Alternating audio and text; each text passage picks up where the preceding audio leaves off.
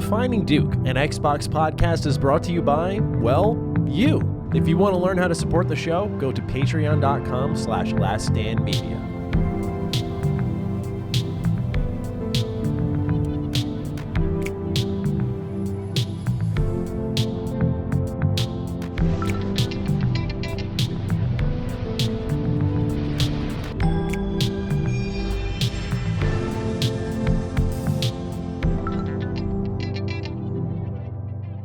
Salutations, everybody. It is Maddie here today. Hope you're all doing absolutely excellent. Welcome to episode 287 of Defining Duke, an Xbox podcast. Today, I'm joined by the always physical, the always well-priced Lord Cognito. Cog, how are you doing today, good sir? Loaded question, I know.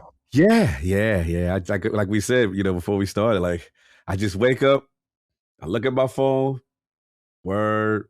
Mm-hmm. All right, this is what's going on. Like I told you before, I feel like we're in the timeline. This is the Renegade playthrough real life timeline. Like, how you do Mass Effect, we're punching reporters, we're killing everyone. Yeah, it's awful. Killing everything. Every worst possible outcome, we're like speeding towards that or in real life. And I'm just like, okay, this is the timeline I'm in right now. And this is real. Yeah, dude. It's like something's connecting us in the ether. I woke up stupid early today, and at the same time I woke up was the moment the news was dropping for PlayStation. And it's like my body was just telling me something like, "Get up, you're losing the war. Get up, it's over, Commander. Get up." Yeah, dude. Just it's hard to be good vibes right now. To be honest, I'm coming off a vacation. I'll talk about that in a little bit, but it's so hard to be good vibes in gaming right now. I mean, I feel like it's what you and I do so well. But with the lineup of news we got like 5-6 different items that are all number ones for how tragic they are. And we just live in this era where these companies are so addicted to just like rip off the Band-Aid. They'll deal with the consequences. They'll bitch and moan, but it'll be fine afterwards. But we're doing it at this like excessive rate that just like, it blows my mind. So we got so much to talk about this week, Cog. There's no shortage of topics, no shortage of write-ins. We thank you, those who are listening on Last Stand Media, but we're going to do our best to bring the good vibes, but I'd be honest with y'all, it's tough, man. It's just the news out there. It's a summer tradition now. Summer used to be a hot time for games. I was talking to Cog saying like, yeah, bro, we used to E3. We were popping bottles, good vibes. Now it's just where war happens, where death happens, where layoffs and studio shutdowns and physical games all go to die in June and July and August. So the good vibes will steadily return, but we appreciate you hunkering down with us for a few hours as we talk through all this to the best of our abilities, and in some cases still processing it. And the news is moving so fast that there are many times where I feel like the stories we're going to talk about today will be out of date in like 5 hours. 100%. Yeah. 100%. That's how crazy and insane it's been at this pace. Absolutely. Well, before we begin, I just want to catch up with you, dude. It's been I don't like missing the show. I don't like not knowing where my man's at. You did a great job though. Shout out to Luke. Shout out to Jimmy. I saw you held it down. What an interesting crew. I never know who you're going to pull together, but that was not who I expected. I don't know who I expected, but that was an interesting group. Yeah, I figured, you know what? It made sense for me. I felt like, Luke that's the homie. I've seen his, path for a long time, and I love expansion paths and the interviews and stuff like he's been doing. So I was like, yeah, we got to make the call to the big leagues. You know what I'm saying? My man didn't put in the work. So shout out to the Seven Goals. But Jimmy was perfect because also, and obviously we had the Steam machine, that whole news, and I was like, you know what? Let's get the old SME. News now. Yes, old news now, right? Yeah. So I was like, let's get our SME, SME, our subject matter expert. And to be honest with you, I didn't think I thought I would get either or, and they both responded. So I was like, we gotta do the mega episode. So yeah, it just worked out. And then those two had amazing synergy, and it was just really fun, man. So yeah, like I said, shout out to them. At last minute for both of them, but they came through, and I really appreciate it. We had some fun in your apps. Now, never's gonna be the same as the dynamic duo, but we had some fun. You know what I'm saying? Absolutely, yeah. For those who don't know, I was in Florida last week. Everything's okay. Your boy was not gone because Colin kicked me out of the company for not deleting my post, which, by the way, I did this week, right before the show, right before you joined. Okay. This little Zencaster call, Cog. Okay. I deleted my post, so suck on that, Colin. All right. That said, though, word on the street, you got suspended. They said you got suspended. I know. Apparently, I'm causing a lot of trouble in the building. I don't do what I do, guys. I mean, you'll end up without a paycheck, and Colin will have you like rattling a can out of the streets, just hoping for a little pocket change to live off of. But I was in Florida. It was a boys' trip, and it was an awesome time, dude. Like, just nice. Gotta say, St. Pete's. I was not familiar with your game. I don't know if anyone's been to this part of Florida, but just awesome space. Not only that, but the stores. There's one store. I thought of you when I walked in there. I think you would love this store. Talk to me. Anyone who's a Florida native might know this one. It's in Clearwater. It's called Emerald City Comics, something like that. Sounds familiar. Okay.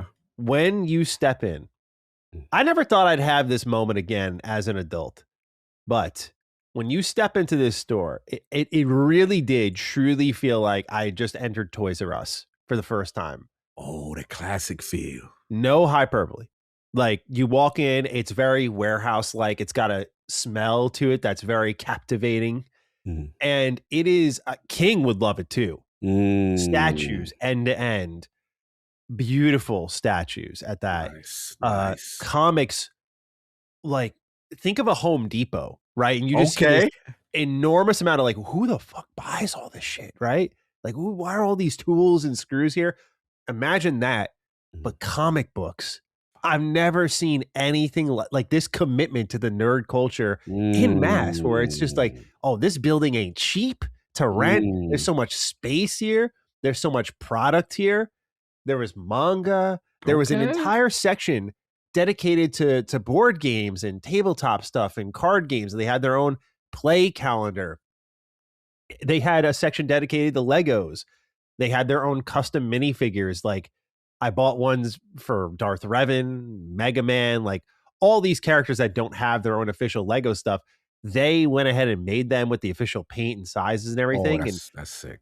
So cool. So just, dude, kid in a candy store there. Like, it was just absolute blast. I mean, I was not ready for that. That was such a cool moment where we were all like, whoa, dude, this is an amazing store.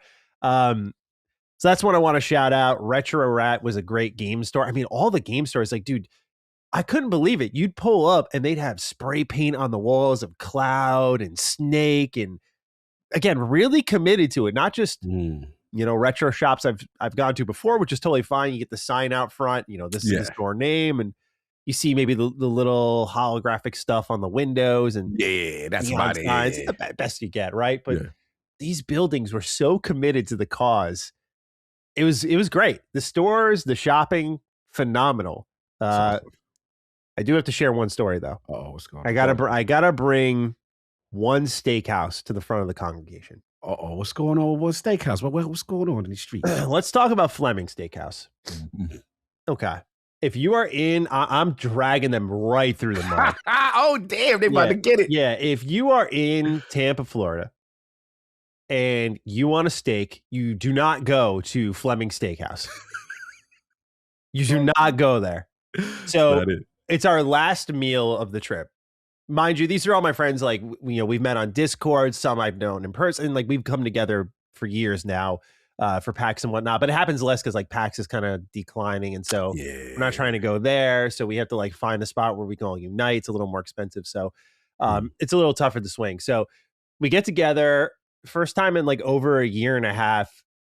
It's our 5th day. Okay. Like, we got to go out with a bang. Like, let's go to a nice steakhouse. Can't go wrong with steakhouse. Man. Yeah. Right. Go to Fleming Steakhouse. And Cog, you walk in, royalty, beautiful interior space, music gently playing in the background, elegant live performance. Waiters and waitresses treat you like a king. Dude, I'm walking in with my Danganronpa shirt, by the way. Everyone else is dressed up totally fine, but I'm wearing a Danganronpa graphic tee.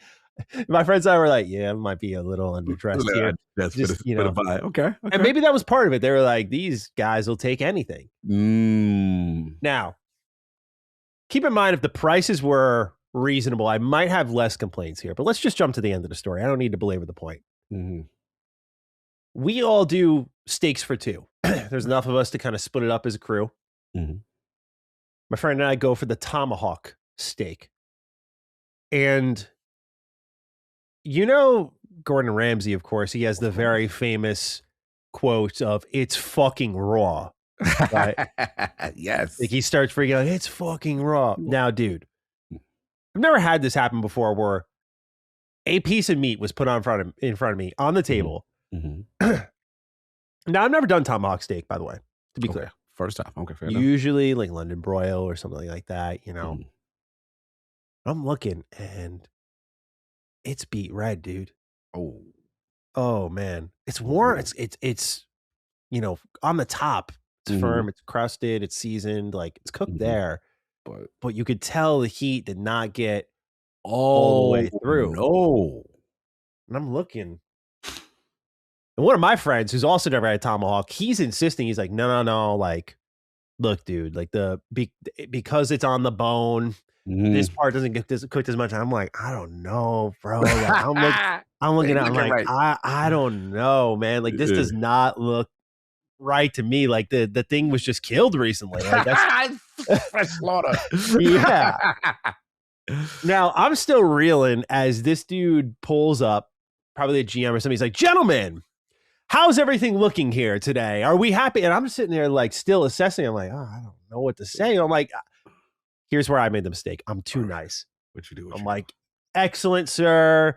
Thank you so much. This is where I'm wrong. I tell him it's all good. Fair enough.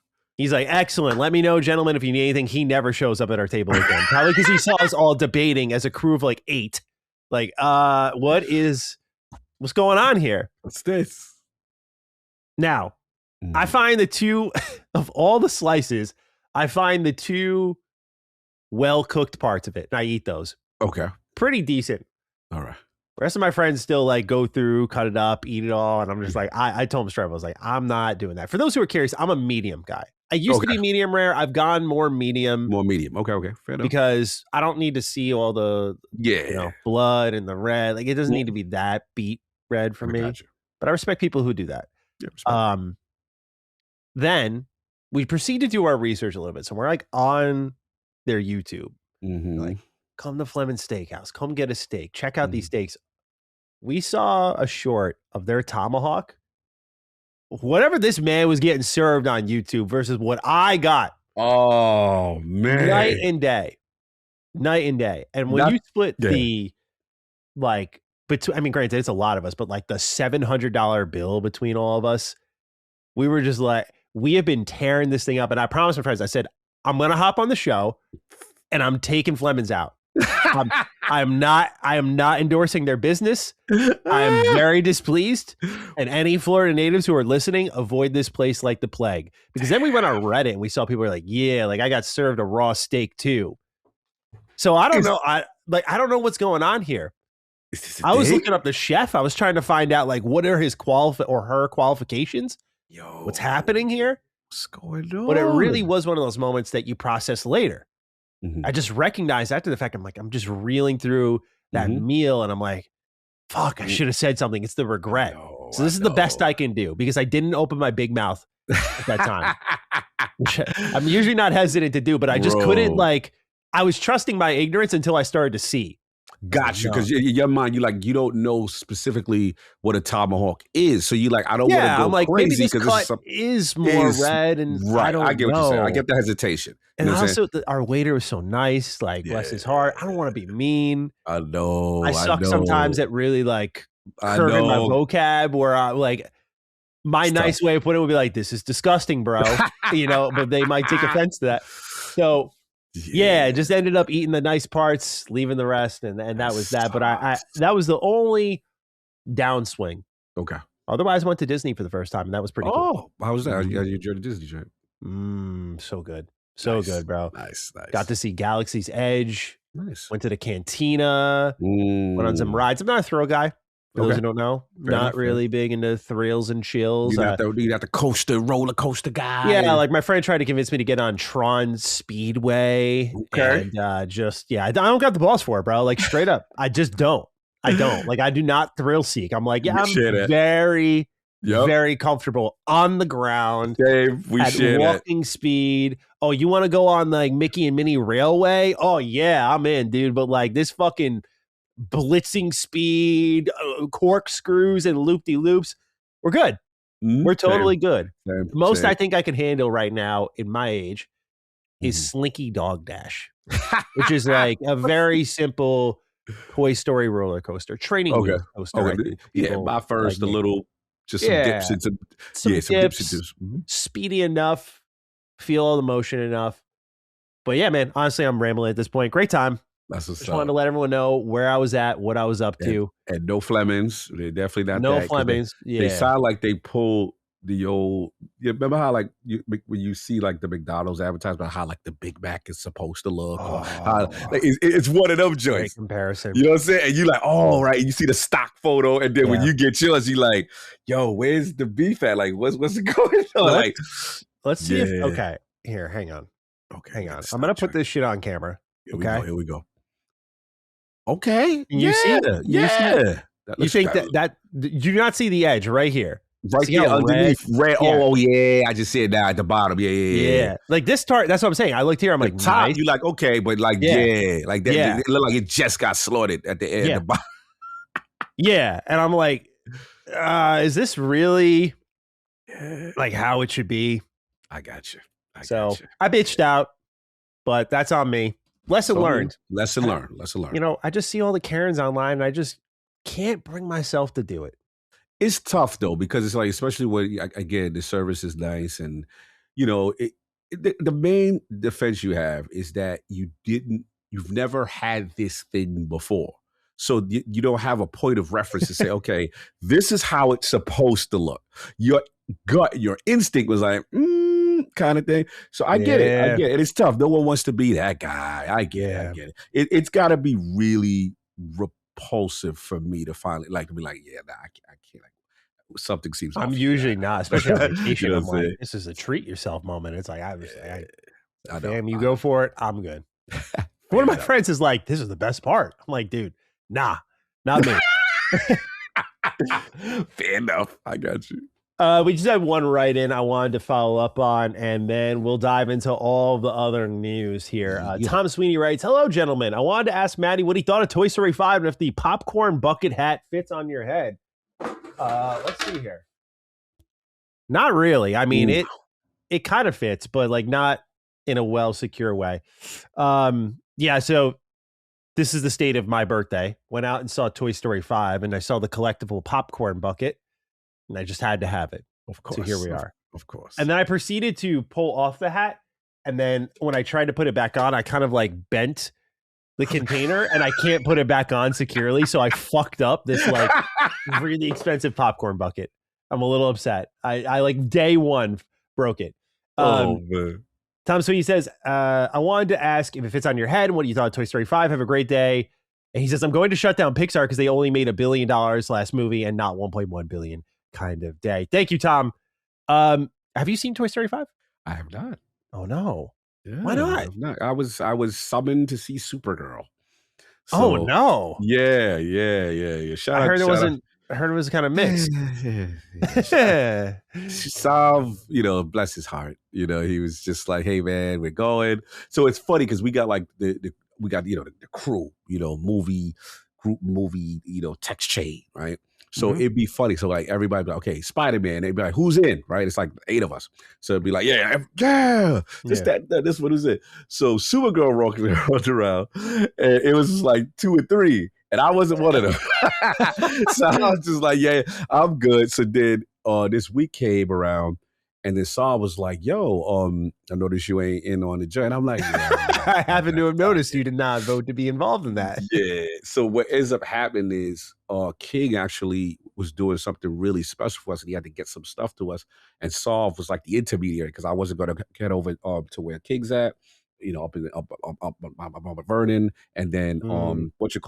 Saw happened to be there. So Saw had stuff for me to give me. So he's like, yo, bro, I gotta see you before the podcast. This is a big surprise. Yeah. King wants to do it. I'm like, all right. So I was like, bro, I'm really not trying. He's like, Cog, I got you. I was like, all right, because I'm not trying to spend money. Yeah. Hey, bro, it's okay. The only thing I liked about it was just like, I guess when they finally got to her origin story part, Mm. and I'm like, okay, how did she? Because again, I'm not a Supergirl person. I don't know the lore. You know what I mean? I'm here as the ultimate casual, and I just want to know why she's got this whatever chick I'm getting drunk attitude. I didn't understand what was going on. Yeah. So yeah. So like again, it had its moments, but it's definitely nothing I would never rewatch, and not for me. And it's one of them joints like, I don't know. James Gunn didn't do it, but like, like when James Gunn first came out with, like, he jumped into the MCU and he did Guardians, and like they got the musical themes and everything was just perfect. It just fit the right song choice, the right segment. This felt forced on certain things. And even though he wasn't the director per se, I think he still influenced some of them. Yeah, overseeing it. So that's where they kind of lost me. But yeah, I don't know whatever. Addict liked it. Surprisingly, Addict liked it. Yeah, he told me he liked it. I was like, God bless him. Not for me. Yeah. But yeah, anyway, so that's why I did not see any Toy Story. I didn't see anything. Was anyone in the group chat raising their hand for Toy Story 5? Did that get I don't know if the votes were high. Oh. You got to take that grown men going out for Toy Story 5 not allowed? He had like Odyssey. He had some other stuff. I was just like, yeah, this is Saul. Take that up with Saul. He puts in the bids and then we vote, and that's how it goes.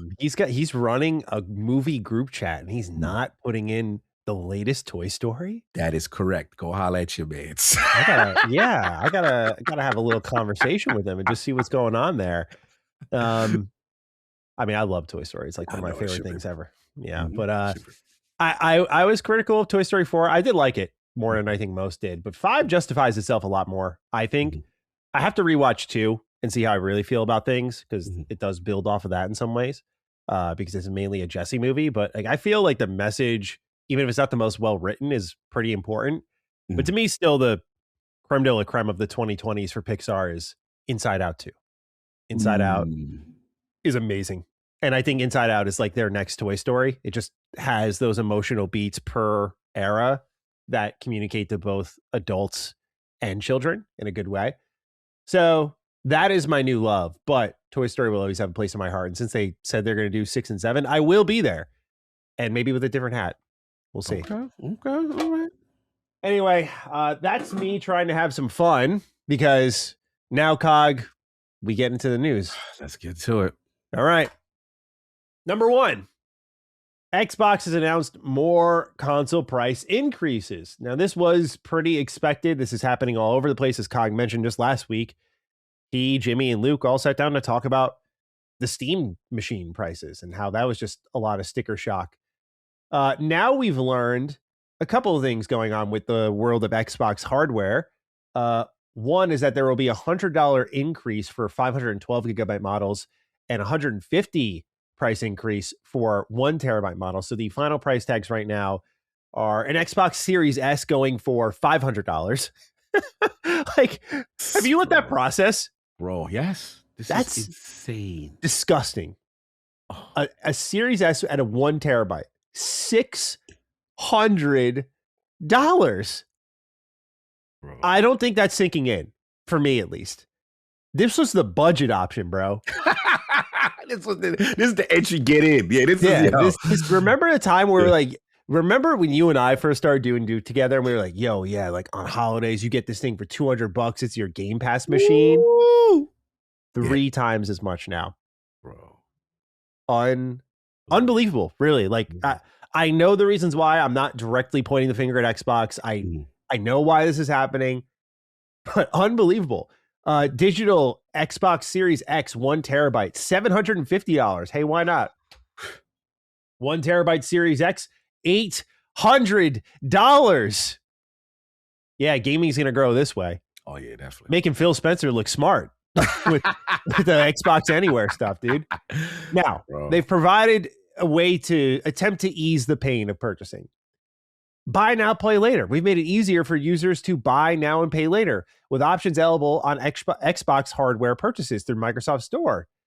So they will have predictable, short-term, interest-free installments. That's where we're at now. It's like buying a car. Bro, straight Pulling up. that shit off the lot. Except it's up. actually going to gain value off the lot. Yes. Interest-free financing. Players purchasing eligible Xbox hardware through Amazon can take advantage of 0% APR financing for up to 12 months, giving players more flexibility with lower monthly payments and more budgeting control. Previously played consoles. We are working with retail partners on new programs to provide previously played consoles at lower prices. Players who are ready to upgrade or no longer use their console will be able to trade it in with participating retail partners for cash or store credit. Those consoles will then be made available at lower prices for players. And then certified refurbished consoles are available at the Microsoft Store for up to $100 off of MSRP, which that's not even a dent in today's prices. You're paying, okay, $800 to $700 for a 1 terabyte Series X is how I read that. Cool. That's still ludicrous.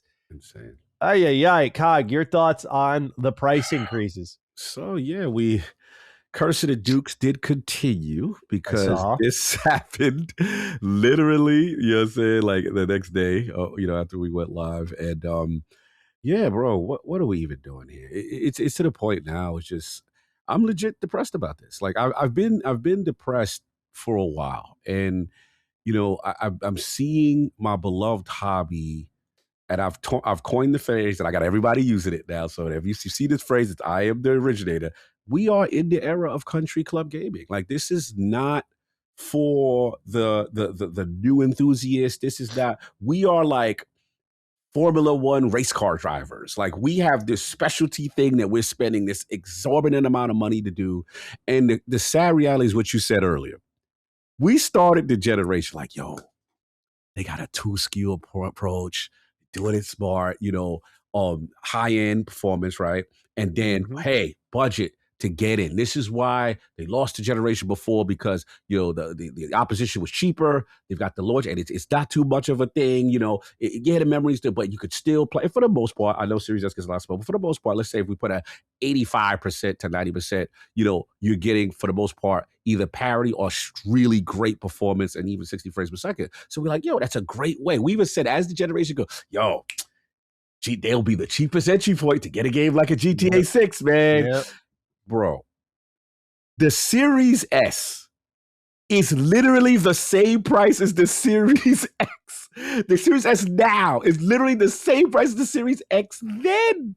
This is the budget option. I was like, what is going on? Then we're talking about buy now, pay. We put people in credit debt. Yeah. We messing up people's finances. Like this is what we're doing. And it's so wild to see. Yes, we know the reasons. We understand the memory crisis. Steam had, was very vocal to be like, yo, dudes are strong. I mean, I don't know if you saw it as well. There's they try to do the class action against. Oh yeah, I mean, it's about time. Yeah, because they like, yo, it's like feeling like it's a mob racket. These dudes are running up the thing. But the sad reality is this, and this is, it pains me to say this part because you know how much I love exclusives and how much I like a competitive Xbox going head to head, and I love that. But it's fair to say that if you impose an exclusive strategy now, you can make the legit excuse that you are not servicing your studio as far as maximum reach and potential of said game. So my question always to this new administration is, look, I like that you're willing to fight, but I understand the realities of the business right now. And how do you navigate that? How do you that's why it was a legit shock to me that they really went. Again, not that I'm against it. I'm like, I like exclusive. Selfishly, as a gamer, as a consumer, I like it. But as a business, I have to ask you, how does the math work? And the thing that was said to me is kind of like, they said it was kind of like, it's an investment, obviously short-term, investment. They're going to take the loss for long-term gain. The problem I'm seeing is the long-term gain does not look like it's ending anytime soon. So we're talking maybe 3 to 4 years, maybe. And I know there's a popular thing about, hey, delay the consoles. And I get that, but it's almost, if you delay, you still have contractual obligations with the AMDs and all these people that come out. The memory ain't going nowhere. And then there's a part of me that's like, if you delay, you might as well just say you're delaying out of the generation, because I don't know if it's going to really benefit you to do that. And it seems like these new consoles are still coming. And the sad part, they literally said, "Oh yeah, we doubling up next year. The price is going up again." Yep. Bro, this is awful. This is awful. Final point. I just look at. I'm a person that I love. One of my favorite, like when you love something, you always want to put somebody on. Like, yo, here, come here, young buck. Let me show you what. You know what I'm saying? Like, who's buying this? Who's sitting there and saying, "Yeah, come on, little Billy, let's do this. Let's come here. Let me show you what game it is about." They gonna look at me like, "Get out of here, yo, Unc. Get out of here with that $800. Are you crazy?" Like, I'm chill. We had, as I said, it was perfect last week. Not that you're not here, it's not perfect, but in a sense of Ghost being on, because Ghost is legit a teacher. And I said, "Yo, Ghost, how is he? I didn't know that." Yeah, bro, you got to bring Ghost back. Patience of a saint, Luke. Bro, bro. I'm like, yo, talk to me, Jet Alpha. What day? Because he various age groups, all younger. It's like, like it's not on a tablet. It's on a Chromebook, mobile phone. You know, he says some of them, game, but it's just like here and there. And then obviously, the Roblox and stuff like that. But bro, it really sobered me. And I'm like, nobody's playing like Expedition 33. No one's playing the good. Like, bro, it was depressing to hear. We are now the old curmudgeons playing country club gaming. And I am very concerned that my beloved hobby is slowly, becoming extinct. Not dead, but we're seeing signs, and I'm scared. Same. Yeah, dude. Like, I feel companies like Coalition and inXile, if you look at what we'll talk about a little bit later in this show with all the studios that are getting lined up, the situation is moving so fast, so rapidly, so scarily, that we went from saying, okay, they're competing, to like, we've had 3 different reasons why they're going into exclusivity. And now, like, my new train of thought is these games are sacrificial lambs. Like, you're going to appease our core fan base. We're going to keep you alive. Because when you look at how long Gears took and Clockwork took, look, I have no doubt they'll be worth the wait. Believe you me, I think these are going to be excellent video games, especially Clockwork. But I got to be honest and say that, hey, those took about as long as all these other games in the portfolio. They spent a very long time on all these games. And so it was probably a conversation of like, you stay and you feed our core fan base, or you suffer a lot of cuts like everyone else. And that's my new line of thinking. I just think we are in such unpredictable, erratic times. It's not the time to focus on who's right, as in us as commentators, because the situation is evolving so fast. I could have been right, and you could have been right weeks ago when we're like, oh, Xbox is doing these exclusives to compete. But this situation is so unpredictable and rapidly evolving. I feel like no one truly knows. Yeah. We're just all hunkering down until hopefully it's over. But I share that concern because I got a couple of additional stories for you here to kind of support what's going on with Xbox across the industry. Mm-hmm. What PlayStation said is certainly concerning as well. Hideaki Nishino recently held a Q&A session to discuss the company's games and network services division. When he was asked about hardware pricing for the next generation, he said, "First, we regard hardware as the base for providing the gaming experience, and by offering products such as the PlayStation Portal Remote Player, we aim to provide experiences tailored to users' play styles beyond the living room, which has traditionally been considered the primary usage environment. As for pricing, it is not realistic for us to absorb all component cost increases. We have already implemented some price increases outside of Japan." That's the end of the quote. So now we're at the point where no one wants to subsidize hardware anymore. It's no longer a loss leader so that you can get people in on software because the software isn't selling enough. And then to add on top of that, Tweaktown reports that PlayStation and Xbox record their worst May in decades following these price increases. Xbox had its 25th anniversary, so 25 years of life for Xbox, just about this November. It just had its worst May ever. Mm. And for PlayStation, it was its worst May since 2000. That's crazy. Yeah. So the stats continue to get worse. And I always joke about, oh, fuck them kids, whatever. I don't blame them, though. They're growing up in this environment where everything is expensive. And I don't blame them for being like, games can wait, or I'm going to play free games. I hate it. I really do, because I think those games are mostly unappealing, but I can't blame them, dude. It is like really tough out there. And it's always been a luxury hobby. I think we've all known that. Mm-hmm. But the difference is that it would become rapidly affordable if you waited. You would see the revision models come in, the slims and whatnot. You would see the greatest hits re-releases of old consoles. You would get the discounted versions, and prices would come down, and people would adopt later into the generation. It would give it all a second wind. But the fact that this is all happening and we're getting GTA 6 this year, it's backwards, dude. This is a nightmare situation for the whole industry. You're about to get a major system mover on a whole new level, and you have no systems to move. That's bad. That's code red. Yeah. That's at the same time, last thing I'll just throw out there is, I don't get why we're trying to move on to next gen. How are we producing it? Who wants it? I think you got to get the most. I know we had an unprecedented 7 year console generation with the 360. I know it was like a long time. But look, dude, I feel like with this one, it warrants it. People want to just spend on software right now. They cannot afford to drop $1,000 here, $1,000 there. This base needs to be satiated. It feels like Colin used the word properly. It feels like a very incomplete generation for us to be like, all right, we've taken everything we could out of this, time to move on. Mm-hmm. It's like, this is such a wildly broken business right now. There's no way in hell us moving on and trying to reset is anything other than like the equivalent of firing a coach for a shitty team. It's like, okay, we're going to feel good for a week or two, mentality reset, reality sets back in. This is still ass. It's still a bad team.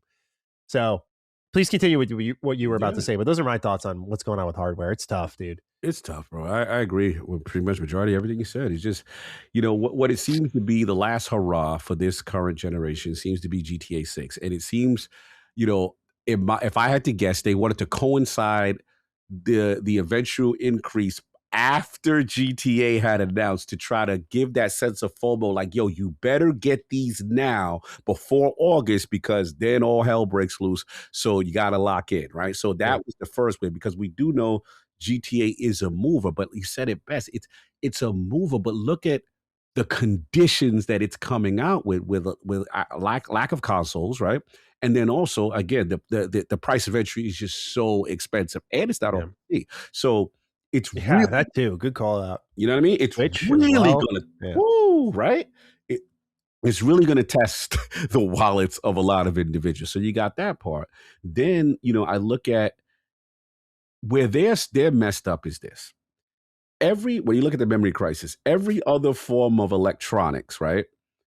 They really don't have to subsidize. It's consoles that are historically like, hey, we subsidize, we take this out of loss, and we're going to get it back on software, services, and all this other stuff.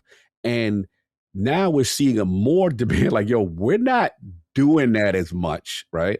And we're in their defense, it's like we're the only ones affected by that. Where I don't like is that they just don't want to put anything on themselves. Yeah. It's all on the consumer. Like, yo, bro, you guys gonna have to deal with that and figure that out later. So it's almost like throwing in the towel. And again, there's still more subsequent that's gonna come. And it's just the last thing I'll say is that OG of mine, man, I gotta give his flowers. I had this conversation maybe 4 years ago. And he told me, he's like, industry, we're gonna have another crash. I'm like, here you go with your fear mongering. It's my OG all the time. I'm like, bro, yo, this man's track record, like, bro, he's on fire. I called him. I was like, damn it, bro, right again. You right again. You know what I'm saying? And Mm, I sat there and I had to take my L as a youngin in the industry, so to speak. You know what I'm sure. saying? Because this is a guy with a myriad of experience and it's been at a lot of the major companies. But he warned me. He's just said it's not sustainable what's going on here. And again, you know, being old enough to be around when the Atari and all that stuff crap. Like we are heading, we are speedball. We didn't even get to obviously game development and budgets. We're gonna talk about studios, right? But it's just like, bro, how do you survive? How do you do that? Especially if there's not enough consoles, you know, for your game to get out there. Like I worry about everything, the developer, the consumer, studios in this climate. All we're doing is reducing the footprint of these games. And now, as we're going to get into studios, we're in this, oh, if it's bigger and better or nothing else kind of energy, right? Hmm. And it's Hmm. scary. It's scary, bro. I'm really watching my mortality right now, and I don't like it. I don't Yeah. like dealing with this right now. No, I agree. I agree completely. Yeah, it's just I think the only ones who got a clear path to the future are indies. I think they Yeah. make a specific type of game that can fit on at least idea wise most platforms, Hmm. and they charge a value that I think people, even if they've grown up on free stuff, Hmm. would be willing to pay. Hmm. But for AAA, dude, I mean, it's at the point where like I was talking to my team a bit Hmm. just because like we were all just looking at what happened with PlayStation. We're like, what the fuck do you do, bro? Like for us, we're like, let's hopefully we get our game out before 2028 because like I want to at least see one physical from our team. Like that would be Bro. really nice because that's we'll talk about that separately. But Hmm. what I'm getting at is like we were talking such heavy resets. We're like, is it possible Hmm. to just this is very idealistic, by the way. Let's But is go. it possible to just bring hardware back down? Like, let's just lower the like, let's go back. Let's start making Game Boy games again, where we had development uh, timelines that were like a year max. mhm, They did not need massive teams, mhm. and because technology has moved forward a little bit, like portable PS1 games don't sound too bad right now to me. I If you mean, could buy like like the Amber Nick does this, it's like a nice $80 shell. It's like if someone could see that at a store and be like, "Oh, there's games here. I can play these. It's readily available." mhm, We were just kind of shooting the ideas off each other. But I just wonder about that, man. right. Like it's one of those things where it's like if I had a fucking lot of money, I would be interested to see where that goes. What the fuck do I know? But Yeah. it's just that's the desperation point we're at, where I'm just like wondering, oh, like is the grand reset here? Do we just need to Bro. just say to ourselves, okay, Mhm. Game Boy it is, PSP it is. You know, we need to go back to the beginning and really find ourselves and simplify the process, limit the hardware, for smaller development timelines, for smaller teams, and I just mean, just to get more readily available hardware into people's hands. I don't fucking know. there is someone who is following the plan and seems to be having it right all along. There is someone that is, for the most Mm. part, when everyone went with the high fidelity machine and the 4K graphics and the flops, there has been one company that's been trudging along with mid to low end performance games, small teams develop, don't have a lot of layoffs, that gives people raises, seems to be a whole different climate for the most part. Yes, they had their, you know, $500 thing, but Nintendo is just, if you really look at them objectively, they got Yeah, have it right all along. They have the foresight, you know, for the most part. yeah. And it's one of those things. The thing that I would highly recommend, not to be a complete Debbie Downer, as far as the indie scene, I really need you to watch the Jason Schreier new one. He's Oh, what did he got put out? one. He put out one about indie development. Mm, Brother, it is sobering. okay. And again, and obviously you know, not trying to put any reins on people You're parade. trying It to just kill my game before it comes out, bro. all I'm saying is, you know, because even me, I am guilty of. I am guilty of saying indies will save us, right? And for the most part, we both agree that the creativity, the new ideas, the cost of entry, like, but the way he was explaining, especially a lot of the talent that has been lost from the AAA scene, I guess how the discussion came up, because it's different from you in the sense that these were like AAA guys, and they were like, "Hey, why don't they just form an indie studio and do this, that, the third?" Oh, that And stuff I don't. Yeah, yeah, that's what he yeah. was I really don't going expect. at. I thought Yeah, you meant like just no, no, indie teams in general. no, Yeah, I think that's gonna be rare because I think this industry is just stomping out people's passion. right. Like they're just going to go to other industries and make money and have a consistent job. That part, and then he was just saying basically, it's a lotto out there as far as just trying to be seen and trying to be heard, and then the funding, and then it's tough. You know what I mean? So Yeah. it's a good watch. I would highly recommend. And again, it just gave me a little bit more things. I always say that, like, even me, I'm guilty of saying like the circle of life, right? Where it's just like, okay, the studio dies, but you got all this luminary talent. They should form studio, blah blah blah. It's brutal right now, man. So there's only so much money to go around. Sobering reality on this thing that we love. Yeah. And because the consumer is having so much pressure put on them, like crowdfunding is not a great route nowadays, I don't think. There's a lot of people who are like, that looks great, dude. Like, I love what you're doing. I've been in that spot. I'm like, this looks amazing, but I'm already spending my money here. Bro, can't do anything here. You just see last week what broke my heart? Sega's financials and Shinobi Art of Vengeance, and I forgot what, I think it was Sonic Cross Worlds. The numbers came out. Oh, really? I didn't see. Yeah, bro, it was like a mil barely, and I'm just like, multiple platform. And again, we know that game is amazing. Like, we know that game is amazing. And I'm sitting there and I'm just like, again, it's the saturation, the market, that's another thing. There's so many damn games, right? So it's like this, you got the choice, and then the timing, then you got Hollow Knight, and you got the Expedition 33 year. It's a lot, man. It's a lot. So that's just one of these things where, again, not to be completely Debbie Downer, it was just one of those things I'm like, there is a bit of luck involved. As far as your timing and everything having to go right and get your finances and stuff like that. Now, obviously, there's a path to success, but it's even basically what I'm trying to say, because people always have this idea that it's like, and I'm coming my boy Attic a little bit. If you just make a good game, that's it. Like, if it's great, they gonna come. And what we're learning is that's more of a lesser outcome still, even with that behind you. When you have something amazing, it's still tough sometimes, No, absolutely. That's why budgeting and team size are everything, because you might not get seen and make something great. You need to be able to uphold that so that you can try again. Good call out. And that's what Sega said. Sega said they have to reevaluate last week.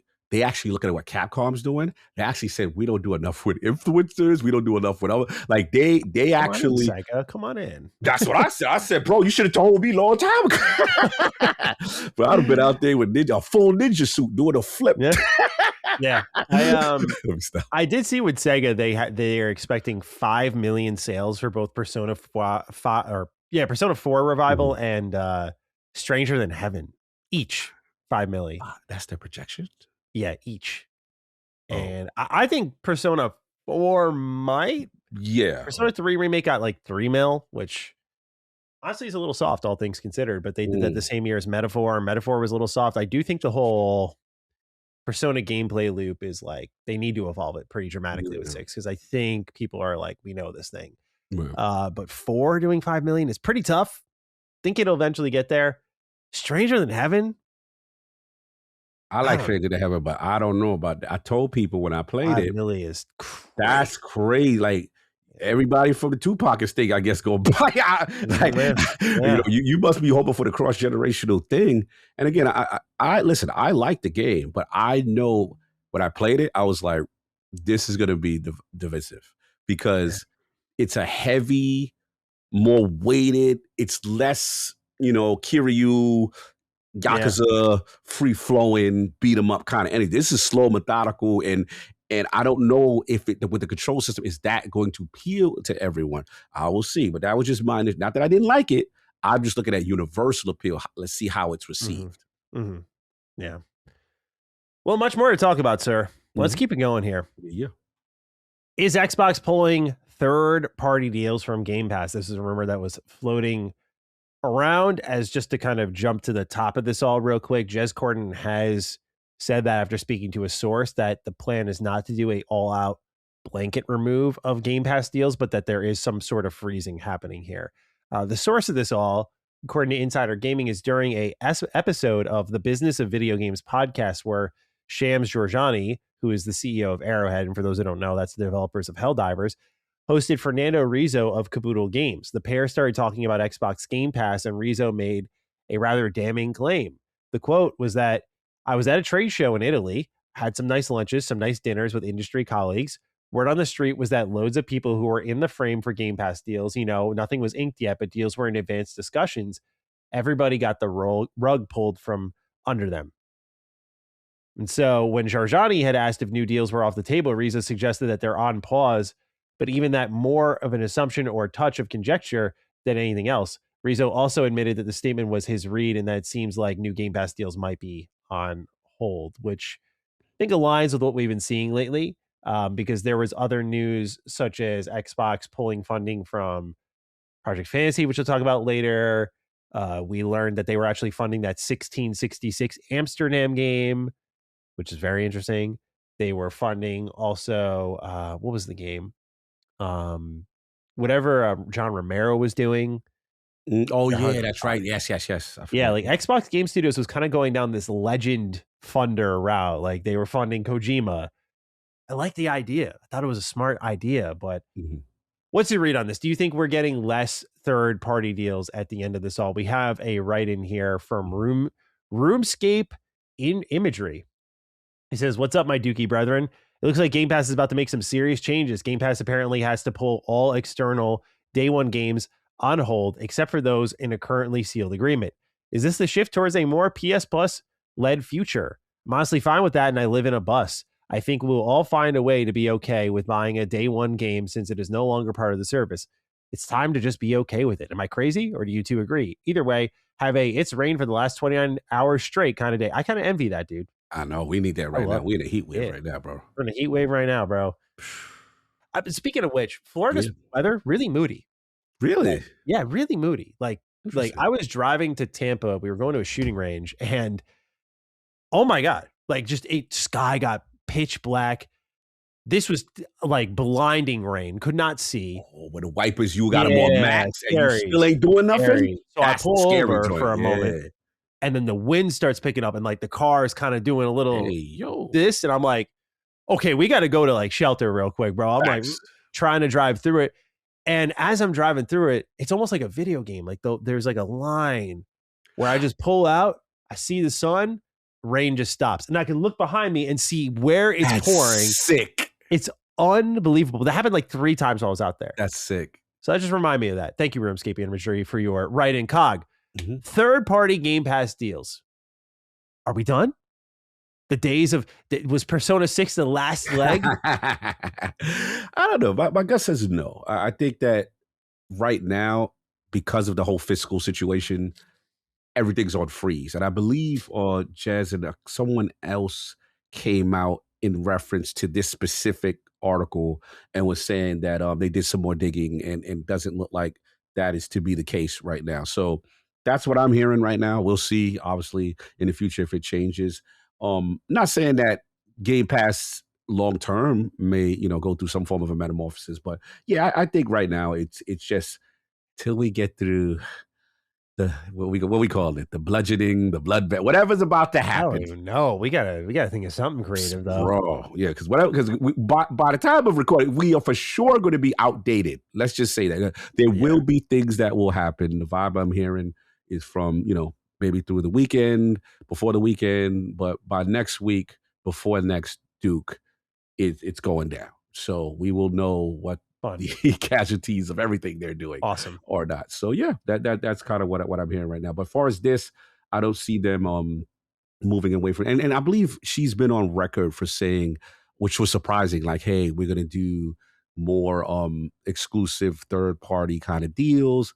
I'm also gonna assume that the Game Pass stuff, but some things, as we have learned in other things, some fundings have stopped. So I think just right now we're in a freeze pattern for now, but after fiscal, then I guess they'll reassess and see what's up. Yeah, it's anybody's guess on this one. I could see every reason in the world why they're like, hey, we don't want to be dependent on third party for this pipeline. We should take more of a library driven PS Plus ideated sort of content push here. Maybe get rid of day one because we saw how it hurt Call of Duty. It's probably hurting Forza Horizon a little bit as well. This is going to continue to happen to our big franchises, which we are now only focusing on. So if we're not doing day one for our own library, why should we do day one for others? I mean, PlayStation, when they do a day one PS Plus game, it's usually something smaller, more experimental, think it's more in favor of the developer than anything. You can see Xbox going to that pocket at the same time you've kind of trained your customers for since 2021. Like, this is how it is. Like, you'll get games for free as part of this subscription service. But I guess Asha's just shown there's no love for what came before, and that they don't need to really follow those rules just because that's the status quo. It's about survival. And so if they're not going to survive this, I mean, it does subsidize a lot of their losses. But if they're eliminating all those loss leaders, then can you turn Game Pass into monetary growth? You're eliminating all that overhead where you're like, we're spending on all these teams. They're not releasing games. When they do, they're not successful. So you cut all of that, what they would consider as dead weight. Right. Rethink Game Pass, spend less on it, keep the subscriber count as best you can. Does that generate them profit? I wonder if that's a play for them as well. Yeah, no, it's a good call. I mean, we'll see. All those options that I think are legit could be on the table. Indeed. Let's move to the world of PlayStation, because they found a rake. A really big one. They posted on their PlayStation blog here.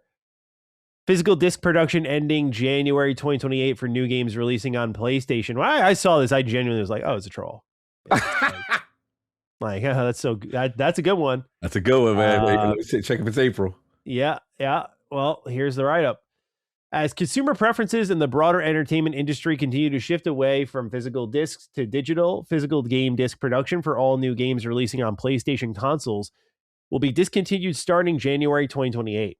Following this date, new games will be available on the PlayStation Store and at retailers in digital formats only.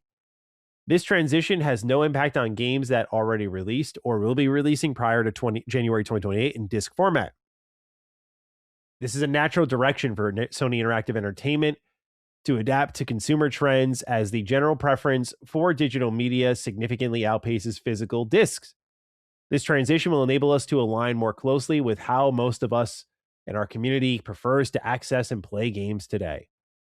We'll continue to prioritize our resources to drive innovation in how players can access games and provide choices as to where players prefer to purchase new games, whether that's at retailers or PlayStation Store.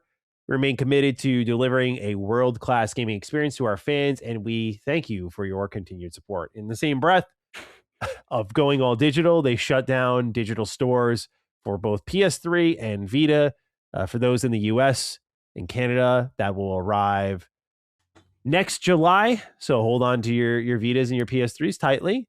COG's doing that right now. Follow my man's lead. Otherwise, it was confirmed by Jez Corden that the next Xbox, as we assumed, will not launch with a disk drive, which means Xbox is going to follow a similar path, although that was a lot more expected. Some stats for you. 22% of game purchases for PlayStation in fiscal year 25 were physical, which is honestly way more than I expected. I know a lot of people look at that and scoff, and I get it, but that's almost a quarter of their purchases that they're saying, we're taking a bet on this model, and we're going to push the rest of you in there. We're not waiting on you any longer. So they're killing the resistance here. The backlash has been immense. And I'm admittedly, dude, still really unpacking a lot here. Like, this was devastating. I was just like, this is dystopian. This is extremely disappointing.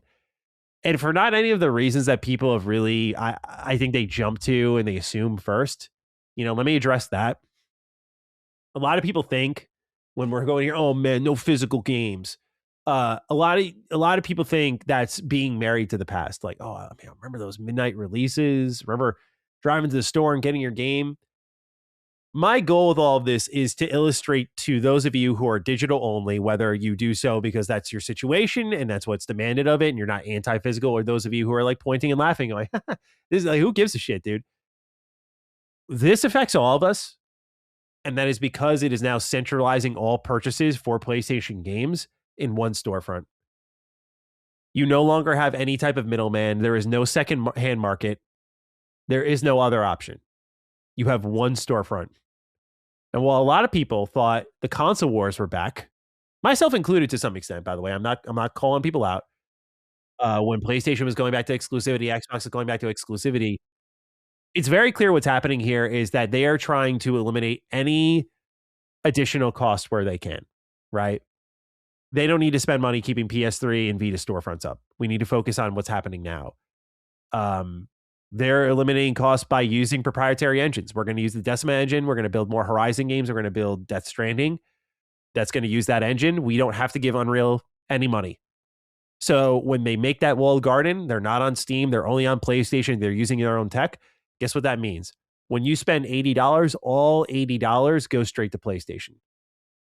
When they want to discount something based on their personal situation, they will do so. There is no, you went to, let's see here, whatever third-party key provider that you can find, and you have taken that, game from them that should be their sale. At the very least, it limits that dramatically. And I don't know how any rational human being, digital or physical, you're a gamer at the end of the day, hears that and goes, that's good for us. I don't know how you hear that and think one place to buy games is going to benefit you, because it doesn't. Not only that, but yeah, let's talk ownership now. I'll get into the more tried and true path of it all. You saw what happened with Colin. You saw clear as day how easy it is to breach a PlayStation account. They're doing this while this shit's feature incomplete. They're doing this while that problem isn't solved. So go ahead and invest in your digital library. You saw how easily it can be stolen. Oh, things like the DRM drama, which ended up being a nothing burger, how quickly you can go from owning something to not owning something. As if someone walked in your house and stole your very stuff. PlayStation just did this with a bunch of movies, over 300 of them. Oh, yeah. I forgot about that. Yeah. What makes you think they can't do it for games? Real talk. This is all happening in front of you. This is no longer the ideations of old heads like me. And you need to care about this, whether it just be using your voice or being alert. At this point, I'll be honest with everyone. It feels hopeless. I'm just like, okay, I'm just venting, like I don't know what we can do. I don't. That's why I was telling Nikog earlier. I was like, do we just fucking reset? Do we just rock with it? Like people like me who I love games, but even I thought for a moment, I was like, how much? How much do I love games? Because like I don't know if I like to game like this. I don't know if I have a complete detachment from how movies, anime, shows are distributed. I have no real attachment to them. And a large part of that is because many of them, it's like I can't, nowadays hold that thing. That's why the movie theater experience has connected with me so much, because that's like a physical thing you do to go and experience that entertainment. It is a memory you form. We're at the point where GTA doing code in box, I mean, that was a death blow. This is less surprising now because of that. Just because I do think Take-Two has a unique responsibility on their shoulders to be a steward of the biggest gaming franchise ever next to Call of Duty. And there is a world where they go, yeah, we're putting the whole thing on disc, and they could have changed this situation. When the biggest game ever does that, it can change things. And that was why so many physical game collectors like me were like, oh shit. Yeah, like I wasn't really holding my breath, but it really feels like it's over. So yeah, I know a lot of people expected like more probably from me. But I don't know if I got more for y'all. I don't. I mean, Dustin put up a great tweet just showing the prices between Amazon and the PSN storefront. Astrobot, $39 on Amazon, $60 on PSN. God of War Ragnarok, $32 on Amazon, $70 on PSN. Gran Turismo, wow, $38 on Amazon, $70 on PSN. And I have Last of Us here as well. $35 on Amazon, $70 on PSN. So for both, it's not just PlayStation, Xbox too. You'll be completely enslaved to whatever prices they want to charge you on. And if you were very frustrated about how Nintendo does things, imagine that, but a little bit worse. How the games never get discounted. How you're always paying full price. They never get no discounts, bro. They rare. And look, maybe there's a conversation to be had of like Cog was just complimenting Nintendo and I was agreeing. Like Nintendo knows, and maybe they realize something that others haven't years ago. and have just been acting on that. That they can't discount these exclusives. But the point being is just that this is a straight up you own nothing situation. And this is happening while things are getting more expensive. It's not like we've seen in the transition to digital, like, oh, we're charging you less because we're not doing the plastic cases. We're not printing the disc. We're not doing the manuals. We're not doing the slips. We're not doing the health and safety warnings. Gonna get a discount. Yeah, you don't get any of that. And they're still charging the same price for your software. They got you right where they want you. That's my read of the situation. And it's just that it's really sad. I've had sadness with like studio losses, shutdowns, cancellations. There's nothing like this. I'm just like, I had people texting me like I lost a loved one. Like, yeah, just, bro, I thought about you. There's the level of like, damn, bro, like this sucks, like not like, hey, let me know if you need anything type shit, but like definitely everyone's feeling it. Yeah. And I think the frustrating part about this is like when PlayStation went to shut down the PS3 and Vita storefronts, it felt like our voices had power. Like we were able to be like, hey, no, make a lot of noise. And they stopped. I don't know if it's me getting more cynical, but it just feels like I'm yelling into the void. And like my anger and my disappointment and my sadness and the amount of people who are echoing that. The video I put out about it is doing extremely well. Like I used to see that and be like, yes, not because I'm getting views, but I'm like, yes, like this might reach them. But now it's like they're just going to fucking ignore it, dude. This is what happens when your competition falters. Like this is real. And you don't speak. And you're allowed, you're empowered not to speak. Yeah. I got to call it out. I got to call it out. You know what I'm saying? I agree. That's one part. This is the part of it that people always tell about others and people should shut up. When people rise up to say something, you got to force them to come out. Sorry about making it about that. This is really about you. This is really about your situation. But I just felt what you said, because in the past, a video like you're making, right? It's that groundswell, and then that groundswell happens, and sometimes that's what it takes to affect change, right? And to get out there. That I just wanted to really kind of mirror that thought, not hijack it, but because you were definitely on fire with that, and I definitely feel you 100%. But I'm sorry, finish your thought. I interrupted. No, that was really it. I'm done. So I'd love to hear from you.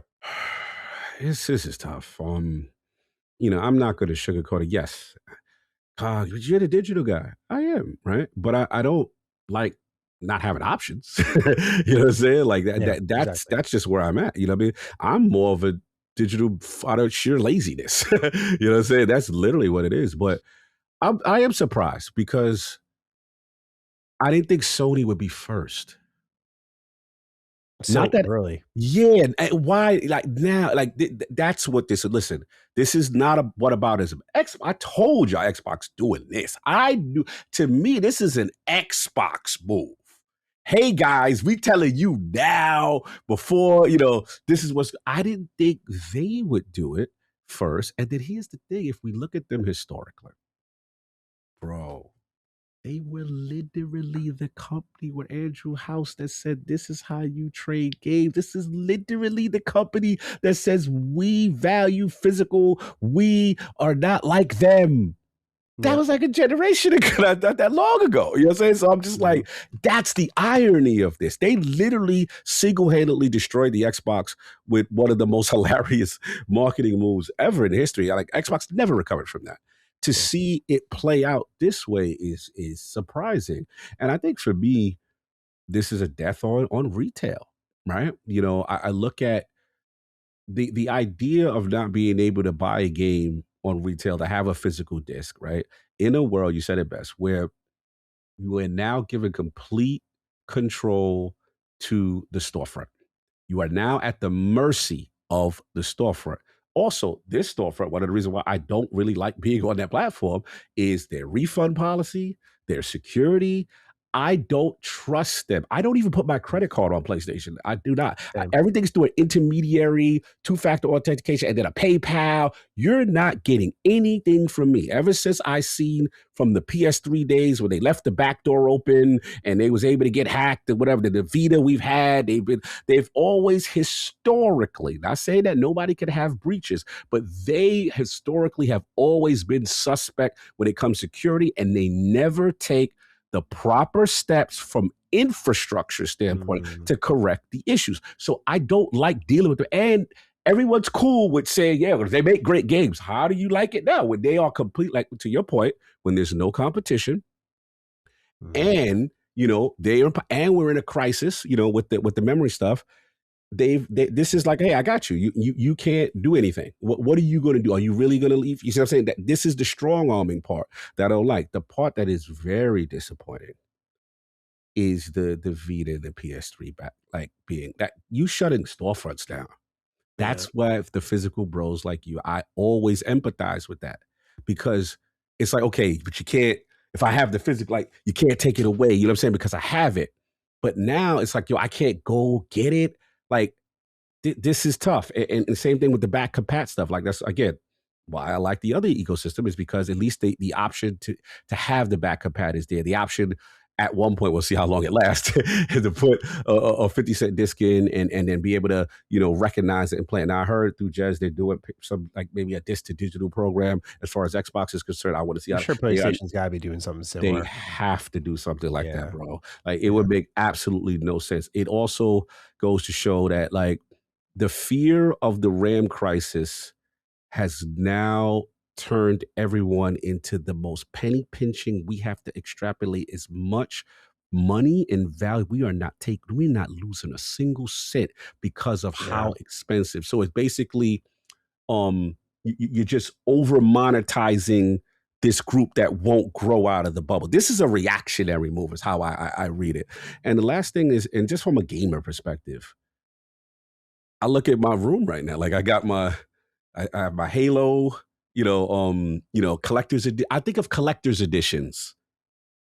That's going to, like, GTA 6 doesn't have a statue. It doesn't have a thing to memorialize it. Like, there's something to that, right? There is something that I feel like gamers that have a connection. Somebody look at it as old school, but it's a celebration of, the things that we really love. Like that, we're leaving this all a limited run. Like, and how 2 year wait list before that comes out. It's a sad time, man. It's a sad time. So yeah, I didn't see this coming. This threw me off. Xbox is definitely going to follow suit. And then I guess the last bastion is Nintendo. They've already flirted with the virtual game card, Genki card. Yeah, they're out too. They're out too. Yeah, it's sad. The last thing is what you just said about the movie front, right? What is it? The Sony movie. We could theoretically wake up one day.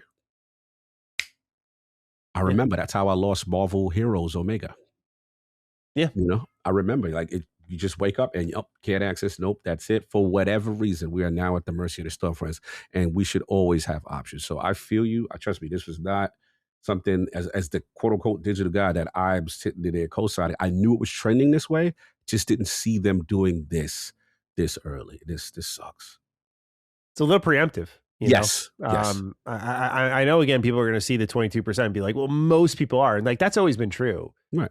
But 22% of that's like 70 million copies of games is, I think, what Tweaktown had found. It was 70 million copies sold. And it's like, they're just saying like, get up on the digital train, dude. Like, right. We do not care. And last point, what we need to have is, I believe you was the one that put me on. I think it's GOG and that preservation part. If we're doing this, we got to have something in place to preserve these games. You know what I mean? That's the fear. The thing with all of this is, like, I said this with Xbox with like a studio shutdown. It's like, okay, if you're going to pivot to this more mega hits only style development, name names. We are not saying we're looking at certain titles within our portfolio. We are looking at Fallout. We are looking at Elder Scrolls. Like, I'm not saying create excitement off of it, but I think that we need to kind of get into that pocket where it's like, you need to start recognizing that these companies cannot bull rush every single fucking bad thing that happens to them. And as long as they bury their head long enough, it's okay. That resentment isn't a thing that exists in consumers. When PlayStation, Xbox are scratching that, especially fucking Xbox, I know for a fact they sometimes scratch their head and they're like, gee, why the fuck does everyone hate us so much? Like, what did we do? It's like, bro, it's endless with you guys. It's endless. And that's why you get so much shit, because it's constant. So that's why you don't want to fuck over your consumers as often as these guys do. I say all this because with PlayStation, here's the obvious rake to avoid. You tried to shut down the PS3 and Vita stores once already. It went up in flames. You held off for 5 years, to your credit. That was a little bit longer than I thought it'd be. The solution to this was, and PS3 and Vita games are ready to start being brought over to the PlayStation 5 starting this year. Boom. Offset it. Why do we have to do this fucking sadistic Band-Aid rip every time? I'm not even sympathizing for them. I'm like, are you stupid? Make it easy on yourselves. Make it feel like you've understood their concerns and that by moving against what they want, you're actually supporting their needs.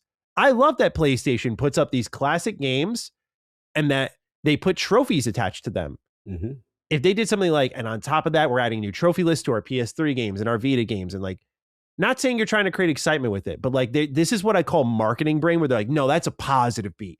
Right now, we're hitting a negative beat. Like, fuck that, dude. You got to start offsetting shit, because at this point, it's just all doom and gloom. And then people point at the gamers and go, yo, these guys are fucking miserable. Why wouldn't they be? Why wouldn't people be miserable with the state of their favorite hobby when it's treated like this? Yeah. You know? Preach. It's very disturbing. And so I think what people want more than anything is to feel heard. And that's what gets me flustered, is like, do you hear us? We're not some small minority. Look how many copies of fucking Ratchet and Clank and Jack and Daxter and Sly Cooper that you sell in your classics library. It's not to the number of something like, say, a God of War. But there are millions of us, dude. Millions. We're here and we're spending money. We do matter. So I'm tired of the whole close your eyes, become an ostrich, stick your head in the sand, come up when the next announcement beat arrives. It's pussy shit, dude. And it's so, again, disturbing. I just can't. It makes me sick. So you're right. And that's just the way business works now. And I don't know how you defeat that other than make more noise. Yeah, you have to make noise. That's the only way you can defeat it. But it's like, again, we're removing generational games from PlayStation and Vita. This is part of your history, right? You're saying you're no longer going to be able to access. And all they're saying is, we know this may be disappointing. We who PS3 and Vita players who hold a special place in their hearts for this generation. PS3 and PS Vita represent an important era in our PlayStation history. So this was not an easy decision for us. So it's an important, but not important enough to save it, memorialize it, and access it. Like, so this is a contradictory statement, you know what I'm saying? And then, it's very scary, because again, this is like that snap of a finger and you wake up and you go, wow, this is it, Yeah, very, very disturbing. Very disturbing stuff. Heartbreaking. Yeah. Heartbreaking. Last point. That's what I forgot. Go ahead. The other thing that, if PlayStation, I'm not going to just single out them, all of them that are going to go this direction. Look at what retro consoles do. I don't know if you followed the Neo Geo AES. I don't know if you see what's been going on. No, I haven't. So they're coming out with a retro console for Neo Geo. Normally when you do the retro, it's kind of like, virtual machine, it's bespoke, it's kind of like a miniature version.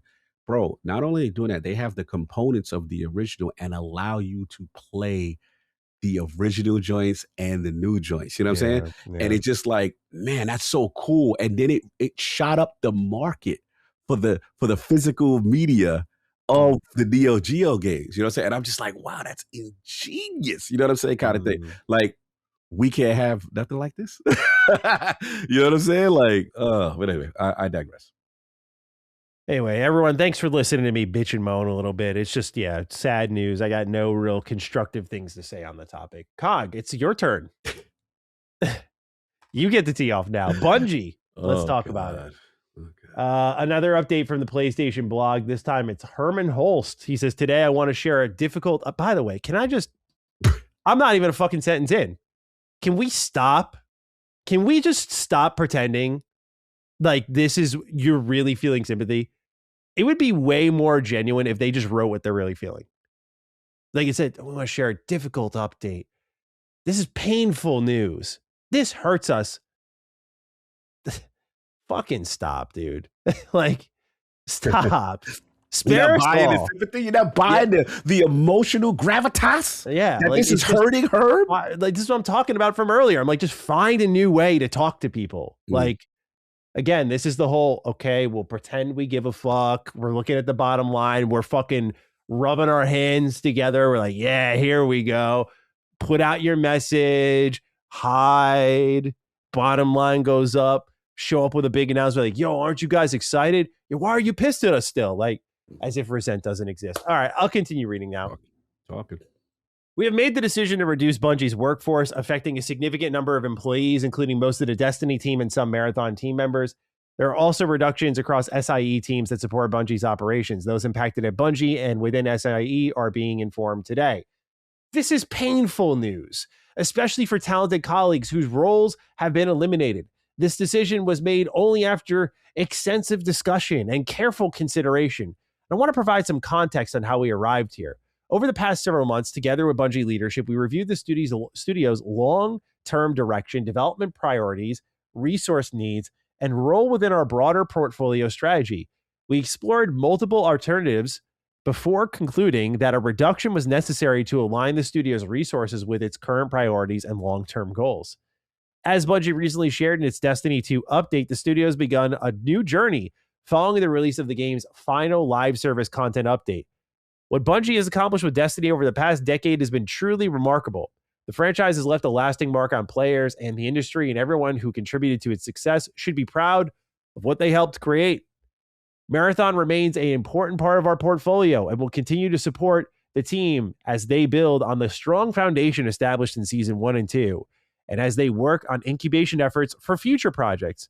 While it's too early to discuss, we are encouraged by the creativity and opportunities that lie ahead. Our immediate priority is supporting affected employees through this transition. We're providing transition support and, where possible, working to identify opportunities across SIE and our global network of studios. I want to sincerely thank every affected employee for their hard work, creativity, and contributions to Bungie, SIE, and the broader gaming community. I know today's news is deeply difficult, not only for those leaving, but for those colleagues and friends that remain. Please take the time you need to process this news and support one another. Thank you for your resilience and continued support during this difficult time. Herman Holst, your favorite man at PlayStation. All right, Cog, hit me with it. How are we feeling now that the news is real? Bungie's slashed in half, basically. Yeah, I'm going through it, brother. I mean, I guess this is my physical games depression. Yeah, I'm not doing well. This week, you know the story. I don't even have to regurgitate how much Destiny means to me, and I wouldn't even be here without Destiny. Just straight up, like this whole Bungie and their connection to me, namesake podcast, the whole nine, right?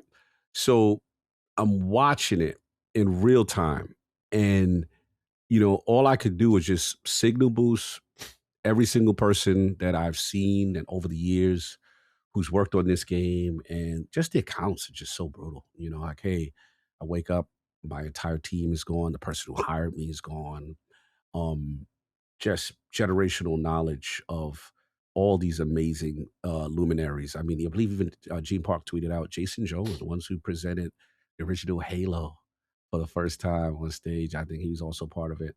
And Bungie is just completely gutted. The Bungie that we once know is gone. And it's tough. It's tough to see. I've just been signal boosted as much as I can to see if people, put people in a position, because obviously I have a lot of friends there. I have people who, are like their lives are literally ruined, like straight up. Like it's just it's people with families, with mortgages, I just try to just focus on the human element during this time. Now, as far as, the business part, look, I get it. Yeah. It's not a cheap thing to make a game like this in this climate. I do get that, right? The frustrating part is twofold. One, Bungie incompetence from, shareholders making decisions and not taking into the feedback of their developers who would try to service us, the community, as far as giving us what we want. The second part is Sony, because you can say, hey, I bought a lemon, right? And that is fair, right? You cook your books, your burn rate's high, all that's fair. Can't blame Sony for that part. But there's a part of me that says, you want to do things your way, but you don't want to invest. Because here's my problem with it.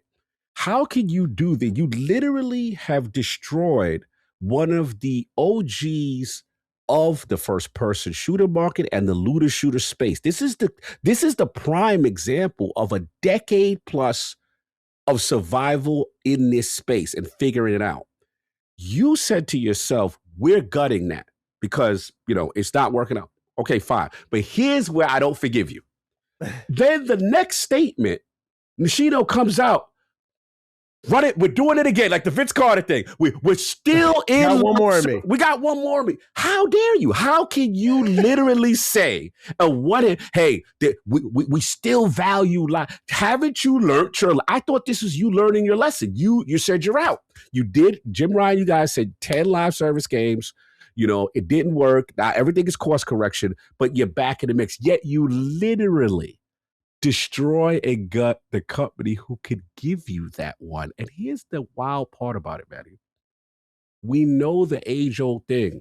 New IP, you know how hard it is to make a new IP in the looter shooter space with this level of saturation and competition versus an incumbent who has one of the most ravenous fan bases known to man. You got developers from other games and grown man tears like, I cannot believe, if it wasn't for Destiny this, if it wasn't for Bungie that. You mean to tell me you can't find a way to greenlight a project? That's wild to me. So that's where at first I was on Sony's side. I was like, oh, Bungie, you did this to yourself. And I'm not going to say that they did not have any accountability here. They do. But you can't on this side say we had to make the tough decision. And then next, I see the Shido out there talking about we still want to run it back and we still need one. So what that shows me, you just want to be cheap. You want fair games or break in. You want to do these little thing and hope it blow. Bro, that ain't it. And here's the other thing. What studio do you have that is equipped to do? Tell me, out of the PlayStation Game Studio, hashtag just one studios, their whole I should say, all right, I'm exaggerating. Not the whole studio family, but most of the studio family, they're not equipped with the style of games that they make to do live service. That's the frustrating part here. Like, what are we even doing? So yeah, shout out to Paul Tassi. He did a great in-depth, and he broke down the two reasons, why ultimately, from his sources, at least at Bungie, why ultimately this conclusion happened. And this is where we have to really rate Bungie stakeholders over the bro. He said that over the course of Destiny, their entire lifespan, there were only like a few pocket times when the game was profitable, right? That's insane. Right. And at the time of its highest profitability, it's what I predicted. They took their eyes off the ball. They start incubating all these stupid other projects that nobody really asked for. And then, oh, guess what? We're going to buy a whole brand spanking new building and office and expand for no reason. Where you're in Bellevue, bro. You know what I'm saying? It's not super cheap. It ain't LA, but it ain't Washington. I'll be seeing them jobs over there. No, bro. I was just in Pacific Northwest a couple of months ago, dude. It's expensive out there. I see them Redmond and I see them Bellevue rents. And I'm like, oh, it ain't that too far from us. The cost of living is real. So I'm just like, again, take your eye off the ball. I'm not even going to get into the car collection part. But look, rant over. I am deeply depressed by this situation. Sure. I don't know how much longer is left for my beloved in this world. They also have now, with the frustrating part, man, they bet on the wrong horse. They bet on the wrong horse. Who's yo, bro?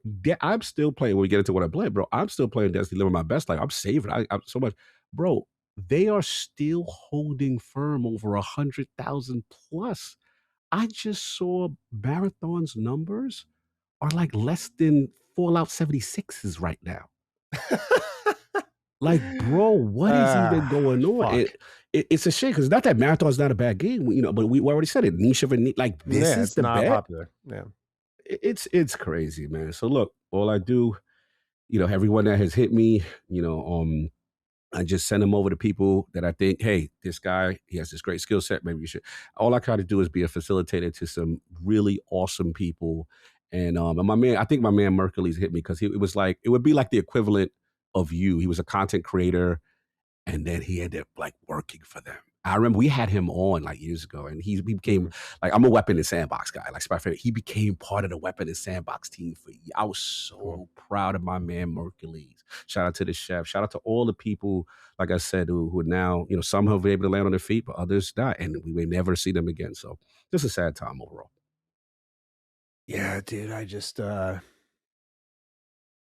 don't know what their alternatives are. I thought, if anything, just invest in Bungie, because like Naughty Dog's not going to do anything multiplayer now. They were probably your only chance in first party.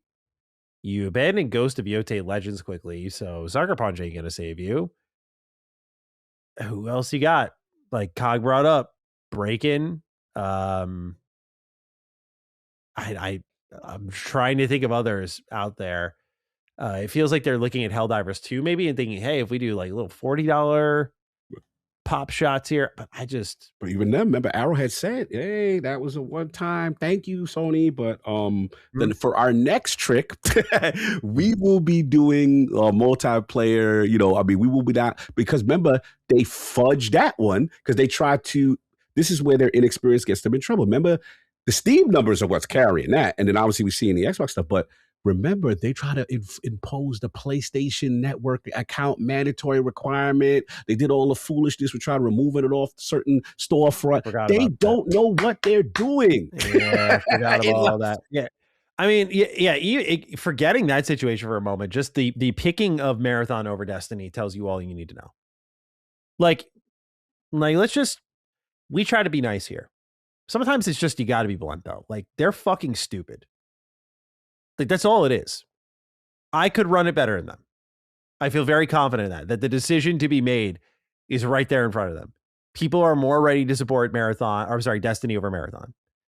That's it. I mean, that's it. I'm not saying it's cheap. Yeah. I'm not saying it's not gonna hurt when you got to spend X million dollars per month to fund this thing. I'm not saying getting off the ground will be easy. I'm not saying it's gonna be perfect and that Bungie won't hit their issues, but that is a much safer risk to make in a very risk-averse environment than continuing to hope that Marathon pulls off a miracle. At a certain point, I think they're just marching them to their death. Yes. Just guiding them down. Yeah. And just like, yep, we're not going to kill you. We're just going to continue to make you useless. Yep. Very, very, Japanese style firing. When you think about it, they make you useless until you quit yourself. Yeah. But in this case, it's just, I think, throwing them into Marathon. Oh, it's not growing. Yeah, we can't really justify this. Hey, we gave it a shot, and as Travis would say. Sorry to interrupt you again, but it's the classic brain drain. We'll take your top talent. We will now Borg them into Sony PlayStation Studios proper, and that one project, I believe it was Gummy Bears. That one we liked. We'll take that from you. That is now a Sony product proper, and you have Marathon, and they're grinding them to dust. It's just blood. Good term. Yeah, I like it. Grinding them to dust. Yeah, and so I feel bad for that team, man. I really do. A lot of this feels so avoidable. That's the frustrating part with them, with some of the teams we've talked about with Xbox. I look at the potential IP pairings, partnerships that could be made, and money for these companies that could be made, and how everyone can kind of win in this, and just how, we're just so far off from that, and how these companies are just going to go away forever, and that's going to be that. So with Bungie, man, wishing them the best. It would be cool to see Marathon turn it around, but live service is all zeitgeist. It's tough, bro. It's all zeitgeist. If you're not with momentum at any point in time, you have to start off.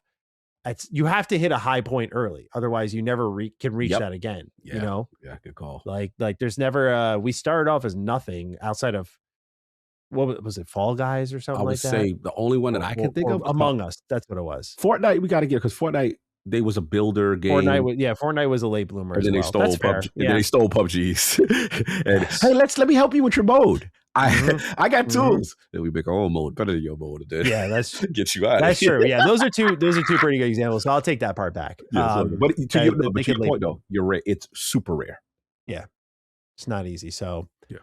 My rambling aside, I am sorry, Cog. I know that you love Bungie, and I feel bad. It feels like PlayStation again. It just isn't listening. It's not listening. Yeah. All right.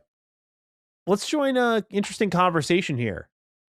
Will GTA 6 be 60 frames per second? There was a rumor suggesting as much, but Digital Foundry says the following, quote, "This would be the first Rockstar open world game ever to target 60 frames per second on a console, and you can't help but think that the trailer assets shown to date would demonstrate that. Additionally, it would mean that the entire game and its simulation logic would have been targeting and budgeting for 60 FPS right from the very beginning. It seems unlikely, but we would love to be proven wrong." So, Cog, what are your thoughts and feelings on GTA 6 maybe reaching 60 frames? Do you think that is possible? Are you holding your breath? If you see Rockstar come out and say, yeah, 30 frames, are you like, oh no, it's over? How are we feeling? Yeah, I just can't see it, bro. Like, Yeah. I talked to Jimmy about it. I just said, how are you feeling about that? Because look, this is a LL happily take. I hope it, bro. If the Pistons pissing, I will happily take my L, and I will tell you right now, if they 60 frames per second, I know why I'm buying it. Because here's the thing, GTA. I think that's why they want to do it. Yeah, GTA is the only game. Even when it jumps on the gamepad, it is not a play anywhere game. Remember, my thing is play anywhere and be able to go back and forth. Strauss Zelda ain't trying to hear nothing I'm talking about. So, respectfully, if they get the confirmation that it was, and they somehow found a way, then yeah. And if it was like PS Pro only, but the reason why I'm gonna say confident that I'm pretty sure that it's not going to be, because even in the Sony advertising, Maddie, it says plays best on PS5, right? But they don't commit to frames. They don't, like, if you hit that target, you will say with your whole chest, because they say Tempest Audio, haptic feed, all this is super fast loading, virtually low loading on PlayStation. You ain't throw your chest out on them frames at all. So to me, the playbook is, you may have a performance mode, but you might be like 40 FPS, you know what I'm saying? Little 40 FPS mode with, little ray trace or whatever, illumination, the tricks that they're doing. But yeah, I would be, it's such a, listen, the worlds that Rockstar makes are so systems heavy, are so intricate, are so detailed. Not that it's this huge graphical fidelity. It's just so much high CPU intensive calculations. And they're talking about it's even more sophisticated. Remember, these are the makers of Red Dead. People always forget, like, they throw GTA in them. Like, this is the Red Dead people. You know what I'm saying? Like, arguably one of the GOATs of all time. So I just don't see it. So the play to me will get 30, maybe the Pro will hit 35, 40, with a specific mode. And then what I see is we go and spin the block again, come Helix and PS6. Then we'll resell it to you again, 60 frames. Oh, by the way, after that, here come the PC version. Spin the block again. You know what I'm saying? And then, oh, by the way, we still got to hit you with an online mode. We ain't hit you with the all. Spin the block again. Look, I already know the play, bro. I'm not even mad. I see the play. But look, I'll be the first to take my L if they did some sorcery. I just don't see it, bro. I just don't see it. Yeah. I think you hit the nail on the head. I really do think, 60 FPS, even if they could do it, I think they're going to withhold it because that will make the next gen version purchasable, and then do it again for PC. 100%. I think Cog hit the nail on the head. That was my theory all along. I was like, they spent, I mean, there were analysts predicting, but we know they spent easily over $1 billion on this game. That is the highest budget I think we've ever seen for a video game. I don't think they're going to sell this to you once and have GTA Online come out and it's all going to be well and dandy. I think they are going to sell this to you Skyrim levels, like anywhere, any place. I think they'll find a way to get it on Switch. Like, I mean, I think it'll be difficult, but I do think they will try to find a way because I think they want this thing everywhere and every release will be significant and it will be one of those rare types of games where it's like, hey, whenever it comes out, I'm buying it again. Because that's just what GTA does, just like that's what Skyrim did and so on and so forth. 100%. So we shall see, but I'm not holding my breath for 60 frames at launch. All right, just one last little bit of detail happening out in the world of Bethesda. While physical games are going down, we just got an update on the Oblivion Remastered Switch 2 port. Got a release date of August 11th. The physical edition includes the entire game on the cartridge, which the PS5 version did not. And of course, Xbox version did not. So this makes it a little interesting for me. It's designed to run with DLSS support in handheld 900p 30 FPS, docked 1080p 30 FPS. Now, I will say, God, I don't know if you had a chance to check out this trailer. I'm checking it out now. A little choppy. A little roughy rough. Yeah, a little salady here. Yeah. Not feeling confident the boys and girls at Bethesda have pulled it off here. Okay. A lot of the responses I think are warned. A lot of people saying, well, are you going to fix the PS5 and Xbox and PC versions first? Bethesda's answer is obviously, no, we're not going to do that. We'll sell you this again. So I will be keeping my eyes on this one. I'll be checking it out just as I did with Fallout 4 on Switch 2. Fallout 4 on Switch 2 ended up being surprisingly solid. Oblivion Remastered on Switch 2, we shall see. But just wanted to give the update here. I like that Bethesda maybe listened to some feedback when people were very disappointed with their kind of game key card code in a box approach for things like Fallout 4 on Switch 2. They're like, here's Oblivion Remastered fully on the cart. And they've been using it as a marketing tool. Very, very smart. So I think I'll be there day one, no matter what, simply to prove a point. But Cog, any thoughts on this? No, not too much to add. This was a surprise. Didn't think about it, but yeah, man, I like the fact that it's physical. It's the whole thing is there. Yes. You get the whole bad boy. And like I said, what I'm hoping is what you've always clamored for, which is please, if the reason why the fixes for the other consoles has not happened is because you were working on this port, let's get a simultaneous release and then patch update in conjunction across the board. Now resolving all the issues. Let's get that. I agree. Cog, before we get into more heavy hitting news in the world of Xbox, let's talk about what games we're playing, dude. Let's have a little fun, shall we? Games. As always, Cog, just the most unpredictable lineup. I really never know what you're going to show up with, but you, my friend, are such an eclectic gamer. You're playing everything, man. So let's hear from high to low. What is Cog playing? So it started with I think last week went through here and I was talking about firing up my Switch. And when I fired it up, I started to remember like like Switch will show you like your digital backlog in that extra section to the right when you press it, so all your thing. So I'm sitting there, I'm like, there was this game that people thought Midnight Suns I championed. This was the game I championed. Really? I mean, I know this game's great, but really, like Midnight Suns level, Cog, that was a month by month just crusade that you were on. You're saying this was more? This was more than my Midnight Suns run. Wow. Because this is, remember, I'm Nintendo Switch first couple chops out. Everybody's playing Breath of the Wild, as they should. I played beat, great. But right around that window, there were like little weird indie games. And there was this game from Weppy Studios. I'll never forget. I was like, what is this game called? This is the Police. I was like, what is this? I was just like, are you a police officer? I didn't know what it was. And the game starts off and you just protagonist, you're this like old, about to soon retire cop. And this fiction, his name is Jack Boyd, in this fictional town of Freeburg, right? The voice acting, Maddie, is superb. I believe the guy who did Jack Boyd is the same guy that does Duke Nukem. And this is high-level storytelling, high-level writing. Now, on its core, all it is a police management game sim. Yeah. So it's simple. This guy wants to retire. He's got like a set amount of time from an Xbox base level kind of as far as like how long he has to be on the force to get stuff done. You hire your cops. Each one has a professionalism rating, right? And then there's this one. Anyone who played this game knows there's this one cop. His professionalism is always like a 5. It's like the low. Everyone is like 100, 200 professionalism. And then when you go send the cops out on cases and stuff like that, or, incidents and stuff like that, you have to read the report. Stuff will come up during the start of the day, right? Like, yo, there's a shooting on the corner of da-da-da.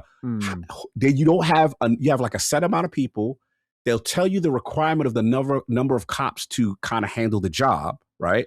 And then you got to read the details. Like, you know, you might want to send an older or a younger cop for this one, or an older one, or you'll send someone with a high, or you kind of like do the buddy system. I'll pair like a high professional guy with one of my slackers, so that this way maybe there's a strong chance of it getting done. And then when they get to the scene, it's like, well, this happened, and now the person is reaching for a knife. What do? You know what I'm saying? And then like based on your choices, it could go left. Cop could get killed in action. Suspect flees away from the scene. All this perfects this real-time professionalism rating. And then as Jack Boyd is the cop, you've got to deal with city council. Mm-hmm. They'll have wild, ridiculous requests. Yo, this is what I knew this game was the real. Now, mind you, this game was back then like 2017, man. The game was like, City Hall hits you up. There's a riot in the streets. They're protesting right now. It's racial unrest. This game goes there. Oh, okay. Goes there. Like, there's nothing awful. I think this game is mature. Like, there's no subject. There's rapes. There's all type of stuff going on. So they're like, yeah, there's racial unrest, and we think it'd be a good idea for you to fire all the black cops off of your force. Bro, that's really literally the first hour of the game. Wow. I'm like, this game is wild and it's hilarious. And I love that the writing is so bold that they don't care. I'm like, and if you do it, obviously, and here's the other thing. Keep going on as you mob will approach you. Yeah, you might want to keep hitting us up with this little side bread, or, you know, we're going to make things difficult for you. You know what I'm saying? Like, bro, then you got a doomsday counter. It doesn't show it visibly, but that's in the background. So you're managing whether to be corrupt as an officer, you know, or commissioner. You know, you're managing officers. Then you got a thorough storyline and major beats. You have a narrative, Maddie. I'm telling people. So I find up my Switch. I'm like, yo, I haven't played This Is the Police in a long time. And I don't get me wrong, there's a part 2. And part 2 is good, but nothing. Part 1 in the city of Freeburg is the greatest joint going. So basically, like, and then also you get, like, say you get about maximum about 8 to 9 officers, whatever. Yo, dude's got attitude. Yo, Maddie, I'm calling out today. You know what I'm saying? This, that, and the third. And you like, do you let him? Do you not? Then you got dudes like, yeah, I'm calling out the bar. You'll get slackers. You got it, bro. This is one of the greatest games that no one has ever played. I'm telling y'all right now, I fired it up. I'm like, yo, this is why I loved it. Oh my God, this game is still amazing. And here's the funny part. I'm playing it now in today's climate, and I'm like, oh, this is tame now. That's how ahead of the game they were. And here's the thing. A very bespoke art style. It's Unity. It's the image. Like, I love this art. I don't know what to describe it. I want to reach out to Weppy. I've reached out to them before. I've tried to get interviews with them. This game deserved better. And this was on Nintendo Switch at the time. You could play it on Xbox. It's on PlayStation. But I highly recommend. This Is the Police is one of the best games I've ever played. My only criticism with it is the lose conditions can be sometimes a little brutal in the mid game, because you're like, damn, you could get, like, you gotta have to save often because you could get stuck in a bad loop, and then it's like an end game state. You're like, damn, I don't want to start all the way over. So that's my little criticism with the joint. And yes, there is no physical combat. There is no whatever. Now, This Is the Police 2, they took the criticism and then they added turn-based to it. And they added, when you send the cops out, it's actually a turn-based game that goes into it. And it was okay. It was a very rudimentary turn-based. You know what I'm saying? But This Is the Police 1, I feel, is where the game should be at its core. So yeah, please, if you ever fire it up, it's on Steam. It's everywhere, bro. That's one of my favorite games. I started playing. I'm like, I can't stop. I'm always to the second half, the second part of the end game, and I'm about to beat it again. And so yeah, This Is the Police. Yeah, I love this game. I truly do. It's you love it when you start something and you're like, I got to see it all the way through. And I just can't. Yeah, so that's that. And then obviously the second stuff is pretty, self-explanatory. Final Fantasy VII Rebirth, still doing that. I passed June on now. Got my new chocobo that I've snuck up on, and I've done all the foolishness. You know what I'm saying? But now I'm getting deeper with the story, and I want to get, because I've kept a lot of this a surprise, and I think I know what's gonna happen. And I don't, if that's gonna happen, I'm not ready for that. And I think I still got some time, but also I'm a big, obviously you see Revelation, I'm a huge Vincent fan, so I have to get this done because Vincent is like my favorite Final Fantasy character. I remember when I played him on PlayStation, like that was my dude. So yeah, I'm loving it. I'm doing a lot of the side quests. I gotta kind of stop though, because it's like it's a little bit too much and I want to get back on track with the main story. So I'm just kind of cut down. I'm doing like almost every side quest, like almost like, oh, squirrel. I gotta level up this summon. Like, oh, here comes what's his name, Headley or whatever. He always popping up. Yeah. You remember him? You muted, I think, for a second. Oh, you know, no, you're good. No, you're good. I can hear you now. Sorry, you're not muted. Sorry, okay. But yeah, like Headley's is a little annoying. I don't know how you feel about him. Chadley. I don't mind him as much as like the community seems to mind him. I think it's funny. It's funny. Yeah. So I got that. Yeah, that's a game that you gotta be careful with because you could put 300 hours into it if you really wanted to. Yeah, so it's a game that you like. People will hear what you say and think, "Oh, Cog's not enjoying himself." It's like, no. This game will eat Cog's life for breakfast, lunch, and dinner. Bro, so now my new thing is 1 or 2 side quests and stop trying to play Queen's Blood with everybody. Like I do like Queen's Blood. I'm out here. What's up? Who got the cards that, you know what I'm saying? I'll take your roll away from you, your top roll, your middle roll. I'm like, yeah, I'm getting nice with it. So yeah, still doing that. And then obviously, I'm still in my depression stage with Destiny. So what I do is I do like a new thing a day and I get added so much. So now I go to one planet, I'll do the story beats, I'll clear out the stuff, all the things they want to say for the chick. Because there's a title that I want, it's called The Immortal.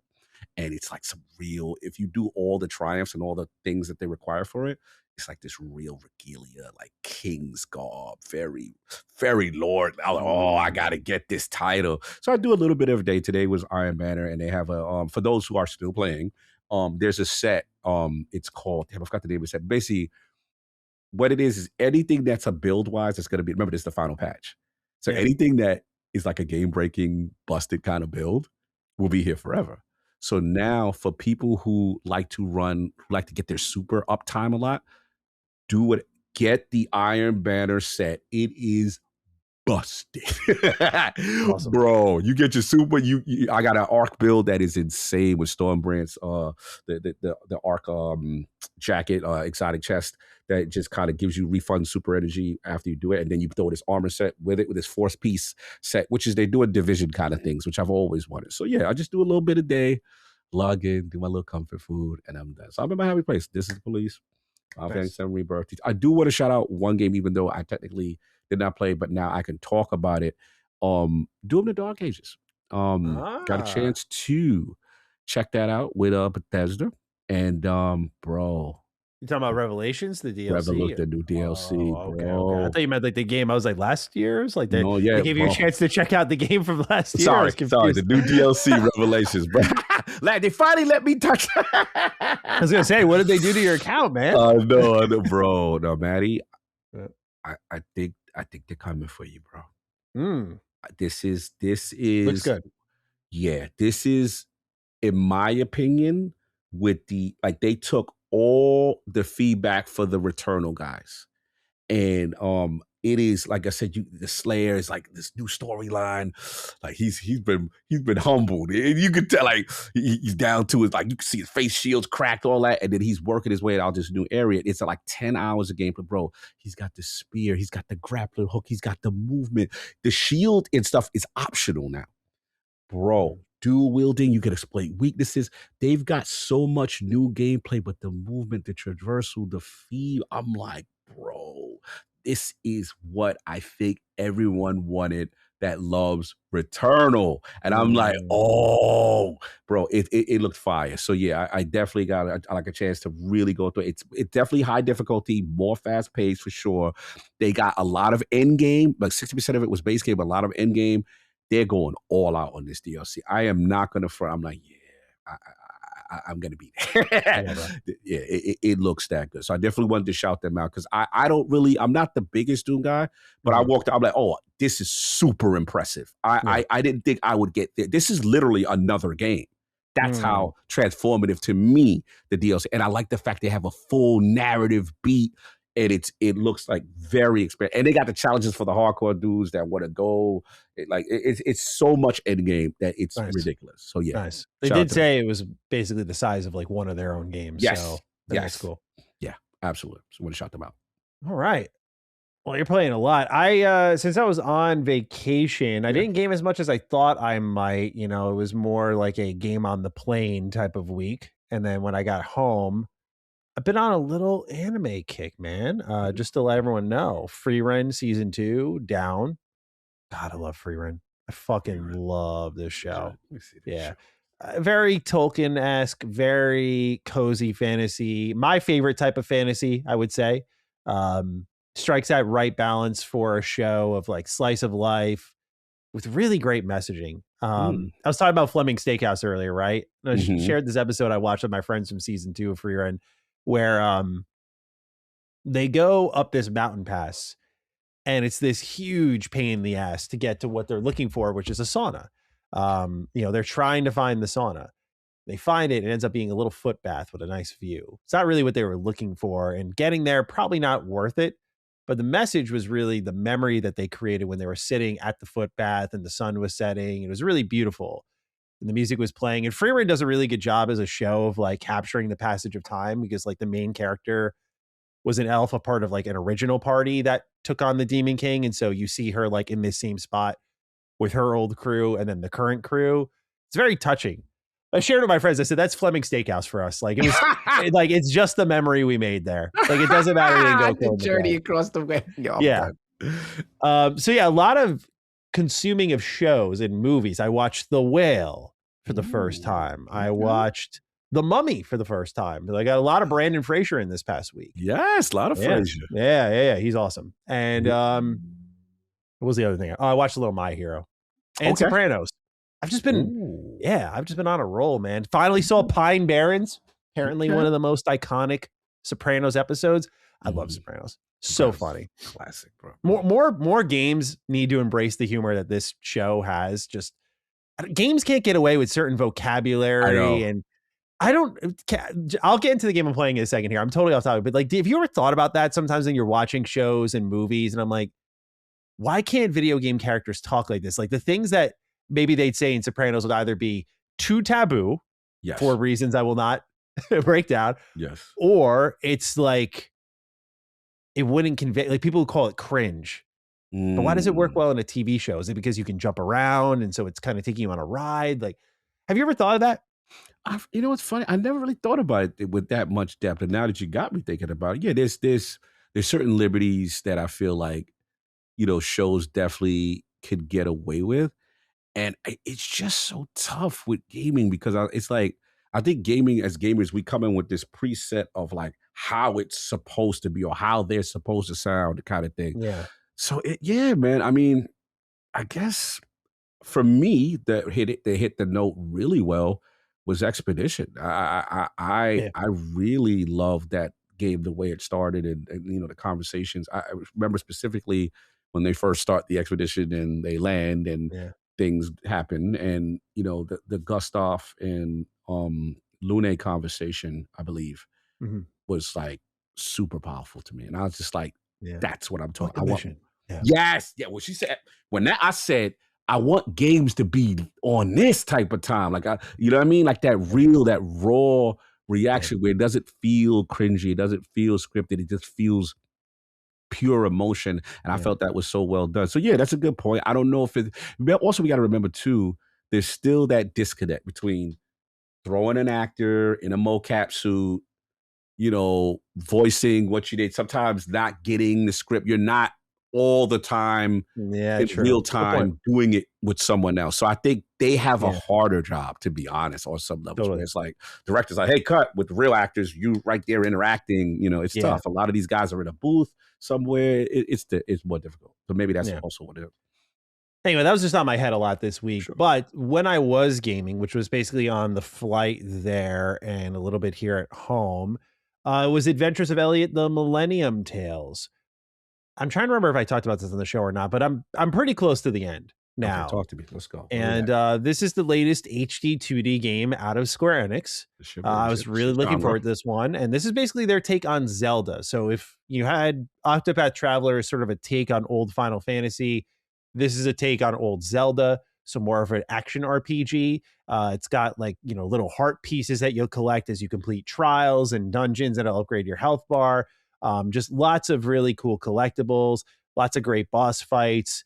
And basically the idea of the story is that you play as a hero named Elliot, and just a real fucking good guy. This guy's just absolutely swell. Like, he just is there to help everyone, came from an orphanage, wants to set a good example. So he's here to help no matter what. That's what adventurers do. That's his motto. It's so funny because he is such a, for my Trails fans out there, such a Reen Schwarzer-ass character. And by that, for those who don't play Trails, I mean just like MC the MC. Like, the guy is just absolutely a main character. He has a personality, but it's just his personality is being a hero. And there's something about this game and the way that I think he's voiced that makes it not feel as like stereotypical JRPG hero. But Elliot's a great character. I really do like him. And the whole idea behind the story is that there is this sort of beast war ongoing. There's a particular kingdom that has been safe from the beast war thanks to the magic of a princess. It kind of creates a shield around the city. And eventually, as the beasts start to expand, the city is starting to feel like it's, the world shrinking around them. You have to go out as an adventurer, try to battle back the beasts. And as the plot unravels more, you have to jump to different periods of time. So it's like links to the past instead of linked to the past. Okay. So you go to different time periods, and it really uses its world building well. What's the age of budding like? What's the age of magic like? And each time you jump time periods, they use the same map space, but they rethink the same locations. So that kingdom that was protected by magic, what did that look like well before all of this? And you get to kind of see the general progression of this world as you jump between these time periods.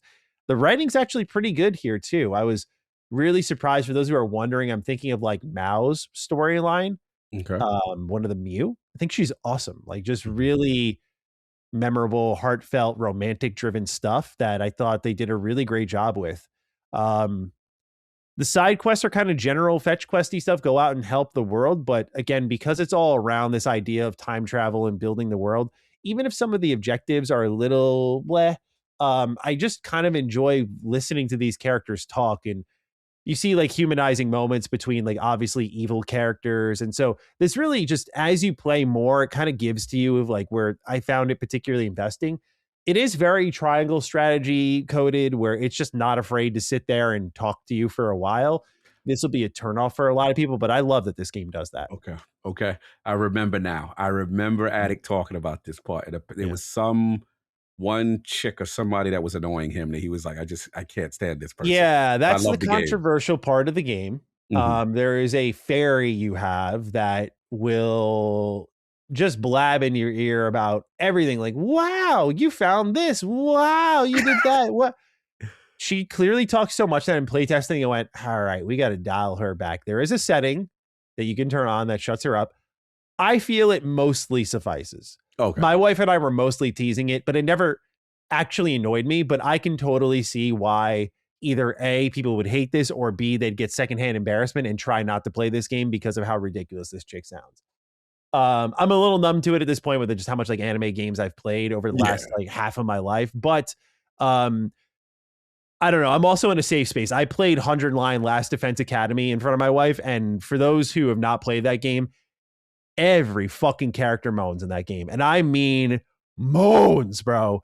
Unlike anything I've ever experienced in a Japanese made game. It's like Kodaka was trolling. Like, it was crazy.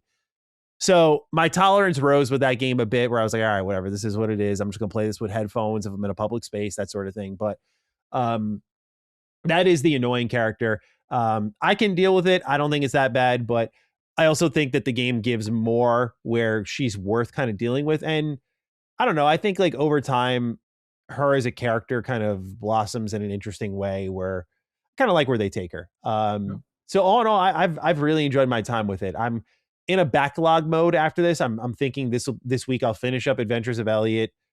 And the next game, I'm skipping Assassin's Creed Black Flag Resynced. I wanted to play it, I wanted to review it, but I was like, I just don't want to sprint for this one. Like, I don't.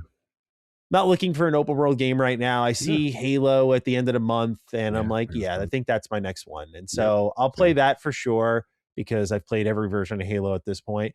But I think right now between Adventures of Elliot and Halo, I'm looking at a couple of games for those who are wondering. I'm looking at some older GTA games, getting those done and played through. I'm looking at MGS4 maybe.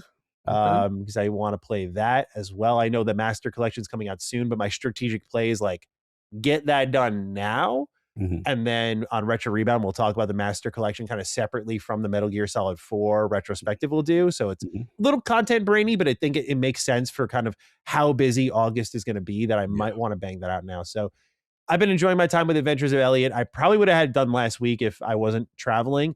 But I have most of the side quests done. I'm just kind of 100%ing the game. I've heard the true ending in this game is like, you got to see it.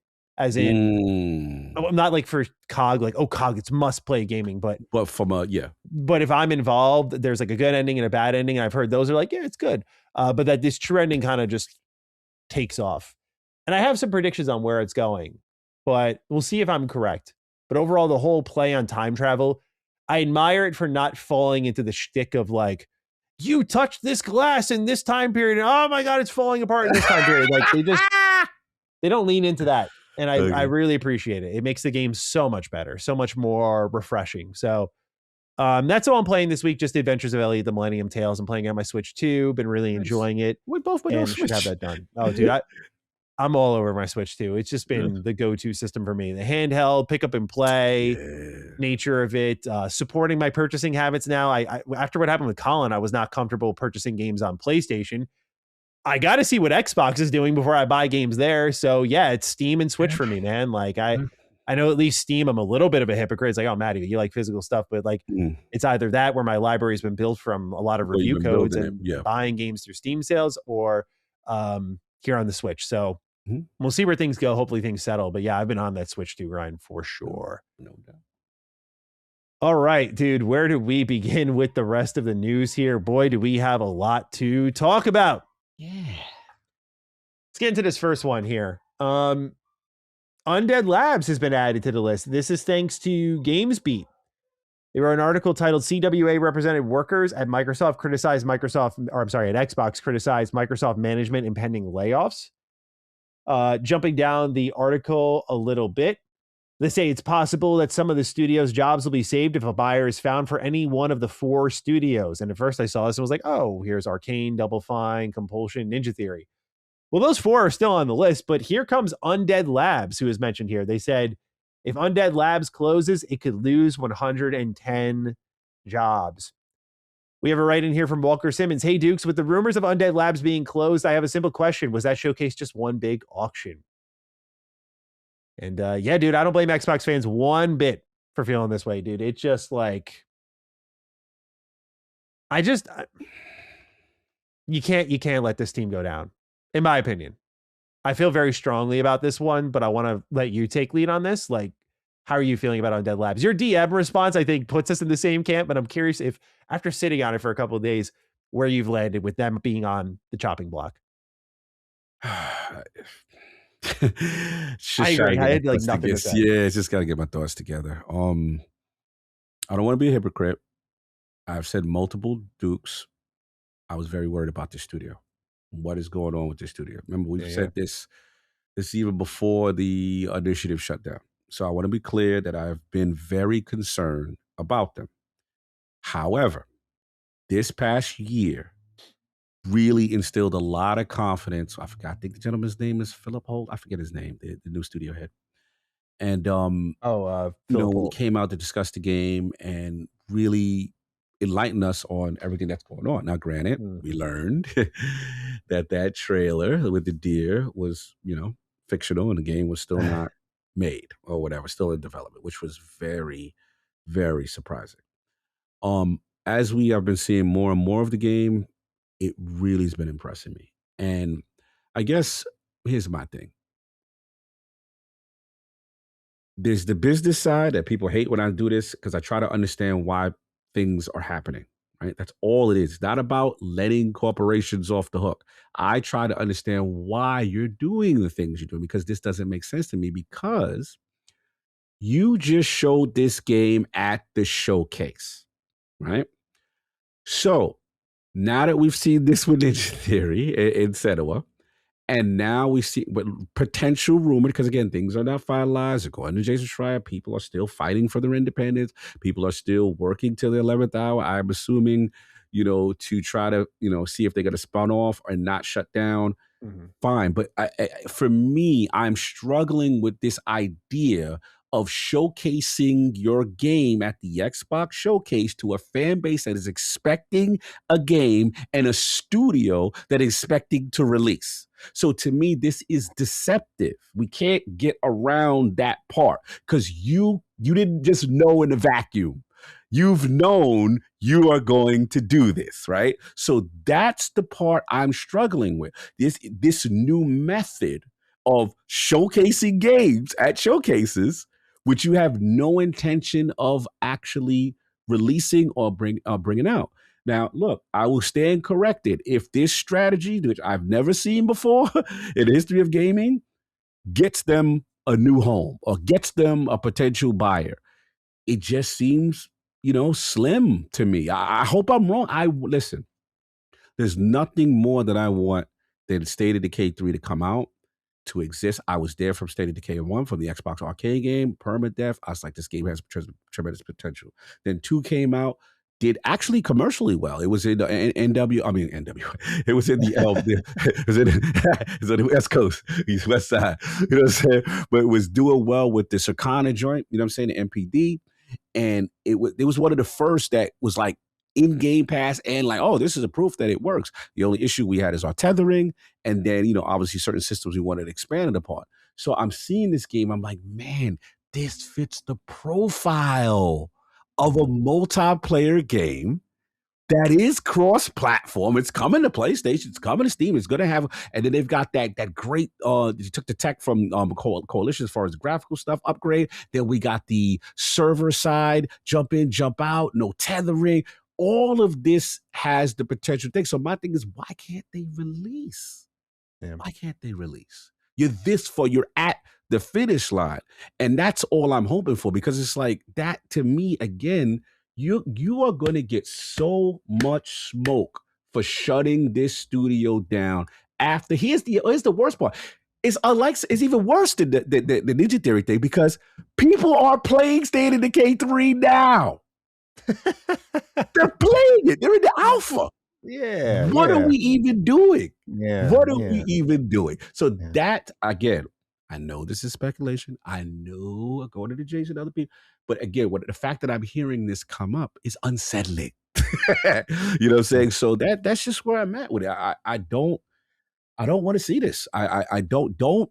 If you plan to shut this down, stop showing games at showcases. Don't do that. Like, I don't know what else to say, but don't do that, bro. That's not it to me. Your thoughts? I'm stunned that we're going through a situation where it's not one but 2 games that were shown off to us that actually might be canceled. It's just at this point, it's just disrespectful to your audience. It really is. It's one of those things where you're looking at us again as the way to clean up your mess. Like, create excitement for this so that we can sell this off to someone else. I'll say this, among almost everything that's on the chopping block right now, I think Undead Labs and shutting them down and canceling State of Decay 3 would be the biggest mistake of them all. Number one, there's 2 things. One, more cultural / emotional thinking. Number 2 is actually the potential of the game. But I'll start off emotionally and kind of work my way up. Culturally speaking, this is actually one of the studios that you could argue Xbox actually kind of helped build when you think about it, right? This was like the darling of the Xbox Live Summer Arcade. It was probably their most natural acquisition out of any purchases they made, right? We can say like Obsidian worked out. They produced games. In Exile will be great. Bethesda made sense at the time. You could argue all that. Sorry, pardon me. I have a cold. But Undead Labs was literally a company that led the charge on the Xbox Live Summer Arcade and continued to grow. And with State of Decay 2, provided 30 plus major updates to the game as they worked on State of Decay 3. And it wasn't smooth, as we know. Cog, you and I have talked about it. What's going on Undead Labs? It was like 2024, and we were getting an update. It's like, hey, here's the last update for State of Decay 2. And we're like, we thought we'd been done with this one. To their credit, though, unlike a lot of these other teams, they were producing while they were working on the other thing, and they were keeping a fan base active and engaged. So for me, I just think culturally speaking, they've built this studio themselves. And not only that, but I think State of Decay is one of the more important Xbox IP, especially 3 can really show that, I feel. Less about the emotions now, more about what I think this game's capable of. State of Decay is like a proven winner in kind of co-op zombie stuff, which you feel like you get a lot of, but when you really pull out and look, it's very hit or miss. And this is one of the few that consistently hits. And while I know it's easy to look at the alpha footage and go, oh, it looks like ass, if this game's over a year out, I think for people who, I mean, dude, look at the way people throat Days Gone still to this day. And it's because of its really unique gameplay loop for a lot of people. The bicycle, or sorry, the bicycle, Jesus Christ, the motorcycle, the acquisition of fuel, the very kind of kinetic style gameplay where you're running away. I'm not like a huge fan of Days Gone, but like out of all the major tentpoles from the PS4 generation, this was the one that people felt was slandered the most. But that like diehard fan base just continued to champion it, and it found its way to many millions of sales. I do feel like with the way that State of Decay 3 is playing, where you're running away and there's tons of zombies chasing you, like it does have that locomotion, maybe not as fine-tuned as something like Days Gone, but I do feel like that fan base would be attracted to this game. Obviously, there's no Left 4 Dead in sight. Co-op zombie gameplay here would be great. Base building, community sharing. This has to me potential hit written on it. Not like Forza Horizon hit, but like this has the potential to be something really great for them. Among a lot of their canceled games, you know, Blackbird never really materialized for us. Perfect Dark, we learned the truth of it. What we saw was extremely far out. I get all of that. But now we have people actively playing State of Decay 3. They're showing over an hour of footage. Their weird marketing approach makes a lot more sense now. On a side note, you know, I thought it was like really strange. Like, okay, you kind of showed up. Here's the interview with a content creator. Okay, you're in alpha. That's a little weird feeling, but okay. Here comes a new trailer. Didn't really expect that, but this is actually looking like it's shaping up quite a bit. Good showing. Then afterwards, an hour of gameplay. I'm like, what are they doing? You know, not in a bad way. I'm like, what are they doing? Now you think about it from the same angle as Senua. You're like, oh, they're fucking marketing themselves, dude. They're marketing themselves. And the distrust grows for Xbox specifically. That's a whole side tangent.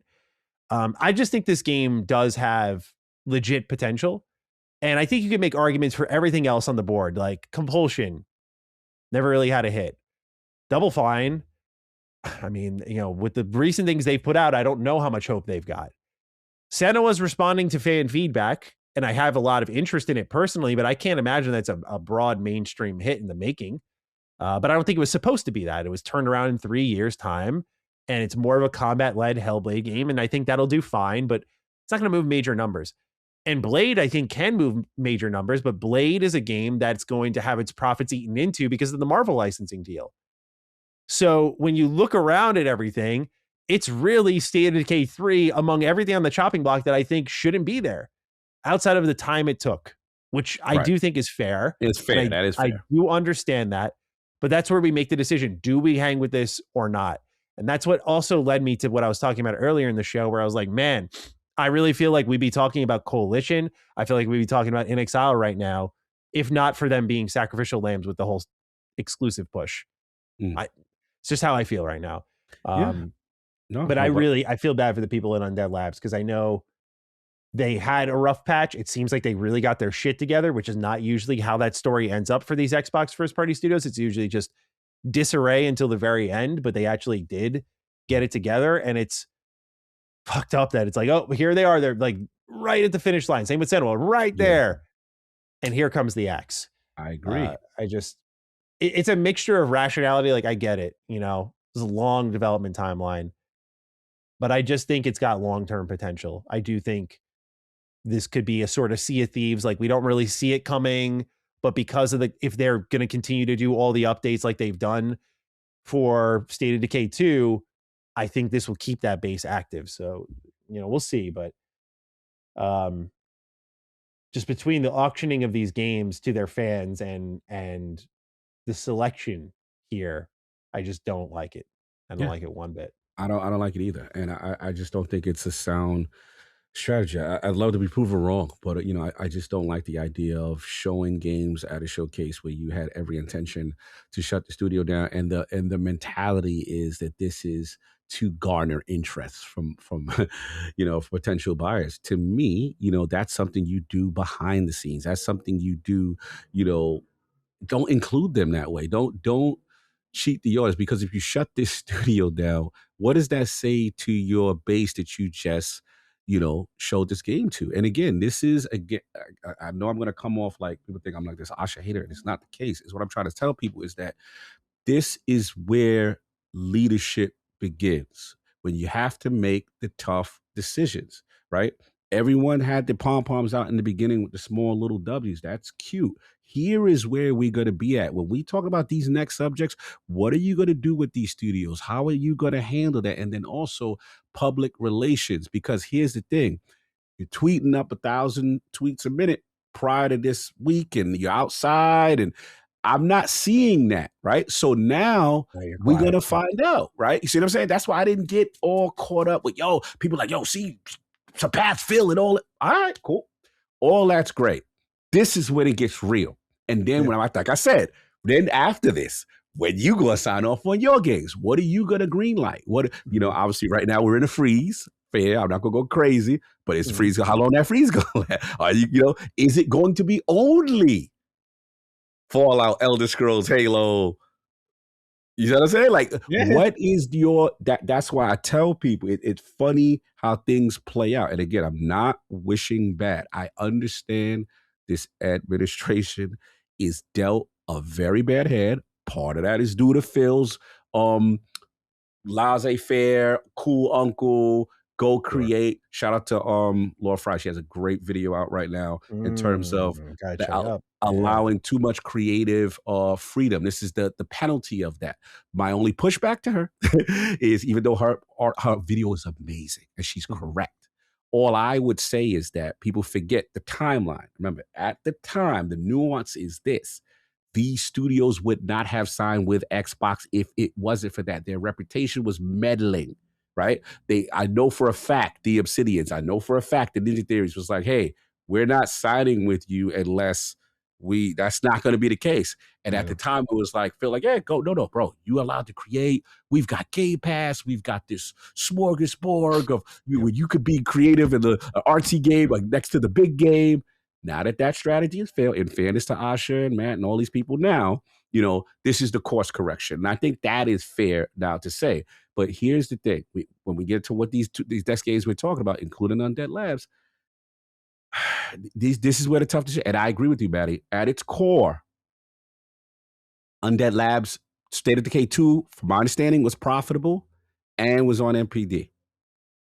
2, this game fits the profile of a game that could be a breakout success. Maybe not Forza Horizon level. And it's multi-plat. Forgot to throw that in there. Multi-plat. Like, this is the game. Respectfully, you know how much I love NXL. You can make the argument, right? Like, in Exile, you kind of doing this single player, amazing game. But if you look at what are the chances of it being like this huge breakout success when you got this kind of like built-in co-op zombie Walking Dead, kind of thing? That's what I'm saying. Just from a casual perspective. That's all. I'm not saying quality, because the people have to forget, like, some of the best games that are reviewed sometimes are not the critically successful games. That's what I'm saying. State of Decay 3 has that kind of potential is all I'm trying to say. And that would be, listen, there's 2 crash outs. Let me take it back. There's 1 crash out for right now. There's 1 crash out. This one, I don't like it, but I know why they would do it. I don't like it, but I know why. Because they're going to say, if she's being cold with no gaming sensibility, she's going to say, y'all took 7 years. What's going on? Yeah. I know that conversation. That's spreadsheet talk, right? I know that. I don't like it. I don't agree with it. I don't co-sign it.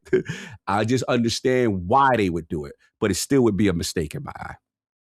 Completely agree. Yeah. You get how we get here. But they got the thing that they have to be careful of with this sort of spreadsheet level management that's obviously happening is, yes, like many people, I agree this is long overdue. Some of these studios either deserve the axe or the spinning out, whatever it may be. I think they kind of made their bed, whether because of Phil's initiative or because they took too long. Unfortunately, that's how it went for some of these companies. But I do think they have to be really careful with how excited they were to shut something like Blackbird down. Like, okay, yeah, and we're gonna do Fallout now, right? Like, I say this as a die-hard. Fallout is my favorite franchise in anything ever. So I think I am most qualified to say that you also shut down the Destiny successor. And there is no Destiny 3 to do another Fallout game. And this maybe didn't have to be this way because what started this acquisition spree was, hey, we're getting out exclusive and we need more IP than Halo, Gears, and Forza. And wouldn't you know it, here we are. They start the shopping spree in 2018. 2026, the year of Xbox 2025. I said 2025, sorry. Xbox 25th anniversary. Halo, Gears, Forza, and Fable. Funny. And all the shit that you bought, you're just kind of trying to leech off of. You never quite made it your own. And you might, when this is all done, you've shut down, you've absorbed these teams, you're shutting them down, spinning them off. And you might, by 2030, get a new Fallout or Elder Scrolls game. And that's what you went through all this for. You still got the burger, fries, and shakes all this time later. And in that time span, might I add, you've been building one Fable game. One Fable, which looks excellent, might I add, but one Fable game. Good call out. No other massive new IP. And then I look at something like State of Decay. I'm like, hey, this has great market potential. Good risk to take. It's an IP that you helped build, that you could kind of call your own, right? You're going to throw that away? Just like you threw away Blackbird? That's the thing. This whole correcting the business needs to have some guardrails where there are some like, hey, we're going a little overboard with this one. But as we'll talk about in a little bit, there's other things you're pulling out from, like a company that for a lot of people, maybe not me, but a lot of people just released their best game this year. And their next thing up is a fantasy game. And you're like, yep, no, we're not funding that. We actually want to strategically spend on other things instead. Like, okay, you look like you know what you're doing. Make it make sense. It's hard to trust what kind of eye they have for talent. And that's been the case since even Phil's stretch. But no, that's fair. Absolutely correct. The whole eyeing Undead Labs for closure, I don't agree with, even if I understand the reasoning. So I hope with maybe spinning off or whatever they do with some of these teams, it nets them the budget to keep this one afloat because I think it would be worth it. Yeah.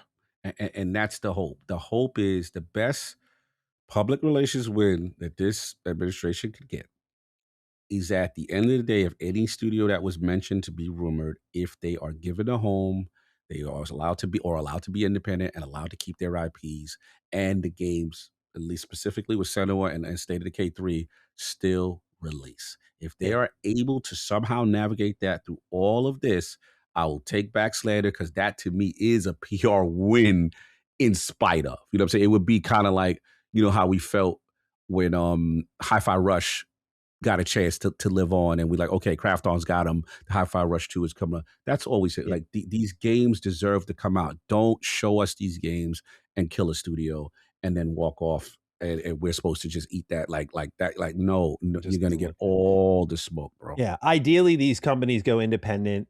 I still think it looks awful on their part to some extent. Like, again, I'm very much, what's the right word? I understand most of these teams going.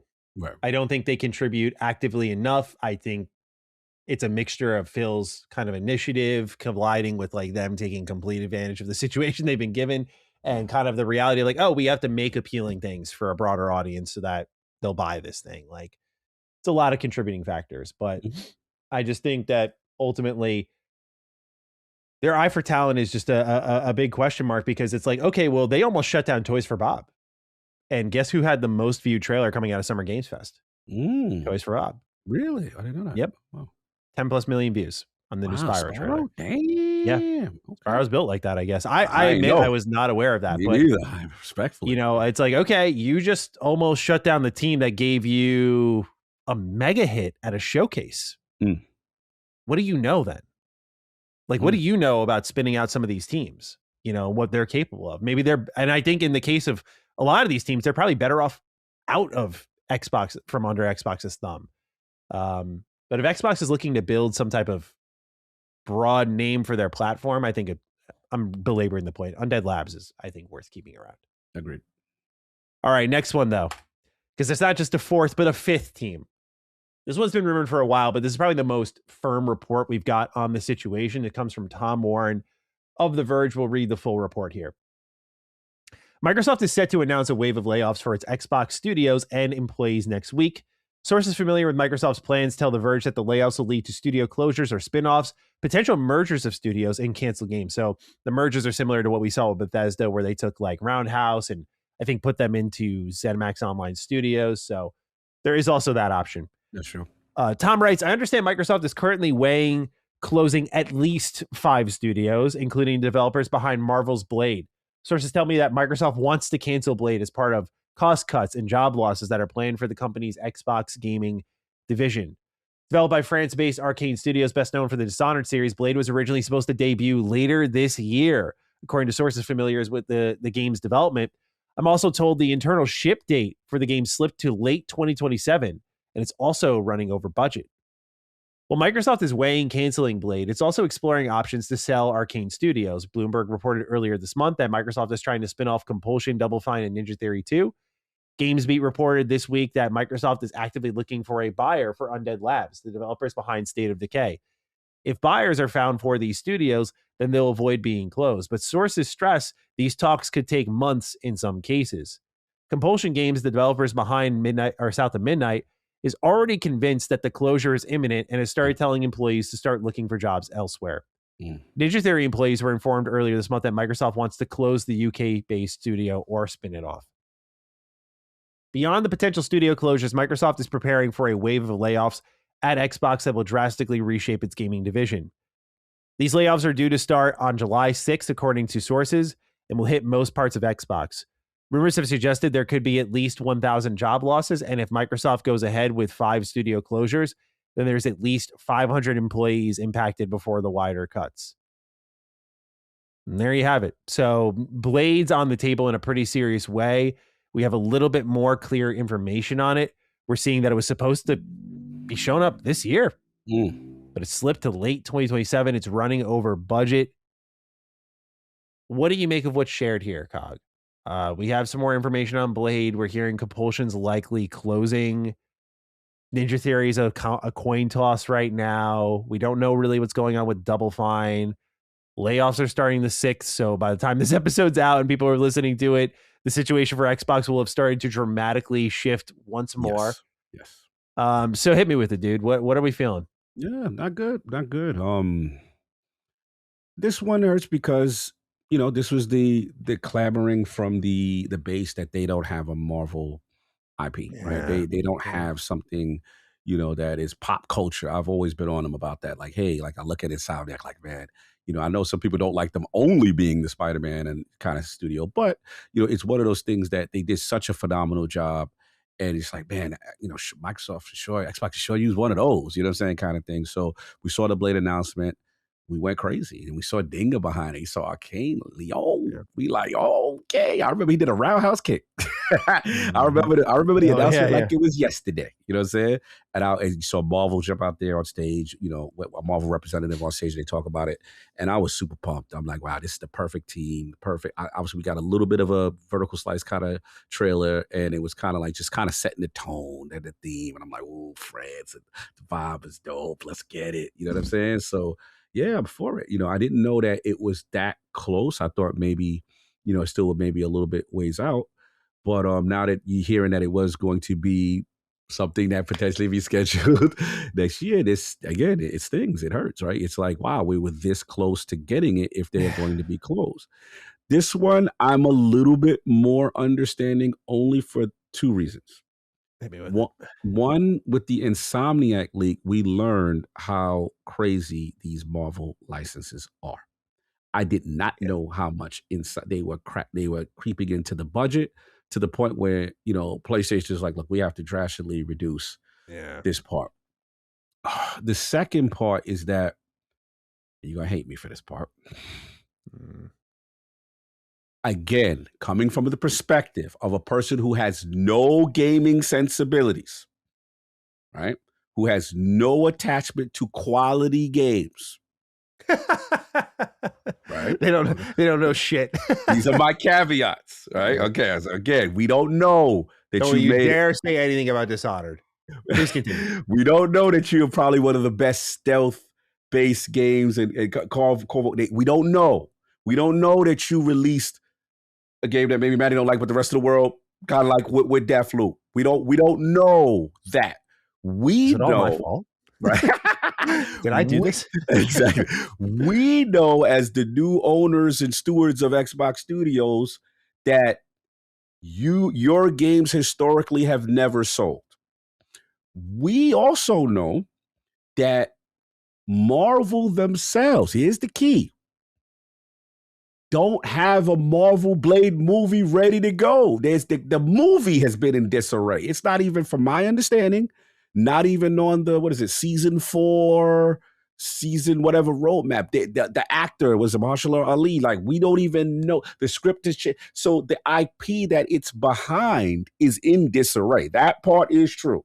So what you idealistically want to do is kind of like how Spider-Man is. Movies, game is in, not 1-to-1 at the same time, but within fairly close proximity. So you got all of that thing, and then again the development. If the rumors are to be true, I don't know if they are, that the development is messed up, or it took longer than it did. I don't know, but I know if they're seeing these things, they may say, hey, what's going on here? Kind of thing. And that's my fear. I told you 2 people who I was scared of that were not listed. Arkane was one of them. And surprisingly, my beloved Black Rock. I'm terrified for the Black Rock. Terrified. And people say, how, Cog? They were the ones that, kept Xbox alive on their back, right? And I say, yeah, you're right. But that doesn't play with a person or a leadership who has no gamer sensibilities. They're going to say, Pentiment, okay, what did that do? They're going to say, Outer Worlds 2, you're the $80 game. Why didn't you sell more than that? Even though we know that's not Obsidian's fault. Yeah. We know who did that. You know what I'm saying? Yeah. So I'm not going to blame. I'm just telling you what a new leadership would say to them. And hey, Avowed, okay, that didn't seem to set the world on fire sales-wise. Maybe it did better than Outer Worlds 2 potentially, but we can say that these games did not perform well. The only thing that we know have performed well from Obsidian, if we're looking at cold, hard, spreadsheet talk, is Grounded. But the key with Grounded and Pentiment is how much did you invest and how much really more did it make? Are these the critical? Remember, they want blockbusters. They talking kind of Jim Ryan talking away, right? We want only, these are the tent poles, and that's what I worry about. So that's why, not that I am for Arkane, it is going to break my heart if I see Dingo without a home. I'm really gonna be sad. Like that, bro. This is the creator of one of the series that I am thankful my co-host put me on and said, Cog, if you thought this Redfall thing represented this studio, let me show you what real Arkane is. You would solve. I said, oh my God, they made this studio? Like, wow. RD, Rafael Colantonio, and Dingo. Yep. Facts. Like, bro, again, generational talent. Like, we're that's close. We can't get the game out. And again, you showed the studio not that long ago is coming out. So again, selfishly, I'm with y'all. I am with y'all. This sucks. This one, I would say, yeah, this Undead, my crash outs are those three. Yeah, Obsidian, Undead Labs, just because of the games. So I'm just going from a Blade, State of Decay 3, and anything Obsidian got going on. And here's my fear. Even if they are kept, my other fear is what you mentioned earlier. Don't turn 10, my dudes. Yeah. Don't turn 10, these guys. Don't be like, yo, all right, get it, Obsidian, get in the Fallout sweatshop now. You in there, you support studio. That's it. I read a very interesting theory. What you heard? Let me hear. Do you think they have studied the Call of Duty sweatshop and plan to kind of... Well, you heard it too. Yeah. Like, do you think they plan to be like, here's Bethesda Game Studios, who makes lots of money, so they're like the kind of kings of it all. And then we're folding these In Exile, Obsidian style studios into that operation. And that's kind of your like High Moon Studios, your Beanoxes, who support the production of Fallout. I mean, have you heard that theory? Because I heard that, I went, oh, that's... I've heard very accurate. Yeah. Sorry, it's not the way we dreamt it. We were like, give them their own game, and you get a Fallout game, and you get a Fallout game. It's like, oh no, they're just supporting like the production of one. Yeah, which is probably directed by Bethesda Game Studios, who likes to make a more casual style Fallout, which can be fine, but like it's clear with Starfield, they're veering further and further away from anything hardcore, and just like, that would be to me the crash out. I'd be like, are you fucking kidding me? Right. I think In Exile is fine, but I'm with you on Obsidian. That's to me like I know Obsidian's lost a lot of social cachet for people because of Avowed, but like to me, dude, I don't lose my mind over a speed bump. I can't. Everyone knows me and Cog go back and forth enough. We know how I feel about Avowed. We're leaving that for now. Everything else they've basically done for the last, since New Vegas, has delivered for me in some way. Not meaning best game of all time, but I've always had fun. I've always laughed. I've always enjoyed it. They're great game makers, dude. They're great. Diverse, too. Maybe not game of the year, right, but they're great. And they're memorable. I would hate to lose them and have them put into a support studio role. Yeah, I'm worried about that. Especially, you can't take luminaries that like they got and make them support. You can't take a Sawyer, you can't take a Fergus or a Carl. Bro, Sawyer and make him support. John Gonzalez. You can't take Tim Kane, Leonard Boyarsky. These are like, geez, these are not support studio guys. So I have to hope that they're wise. That's 5. That's more than almost any other fucking team's got. And answer your question, you just nailed it. Those 5 that were just Josh Sawyer alone, which we've interviewed in the realm of the Dukes.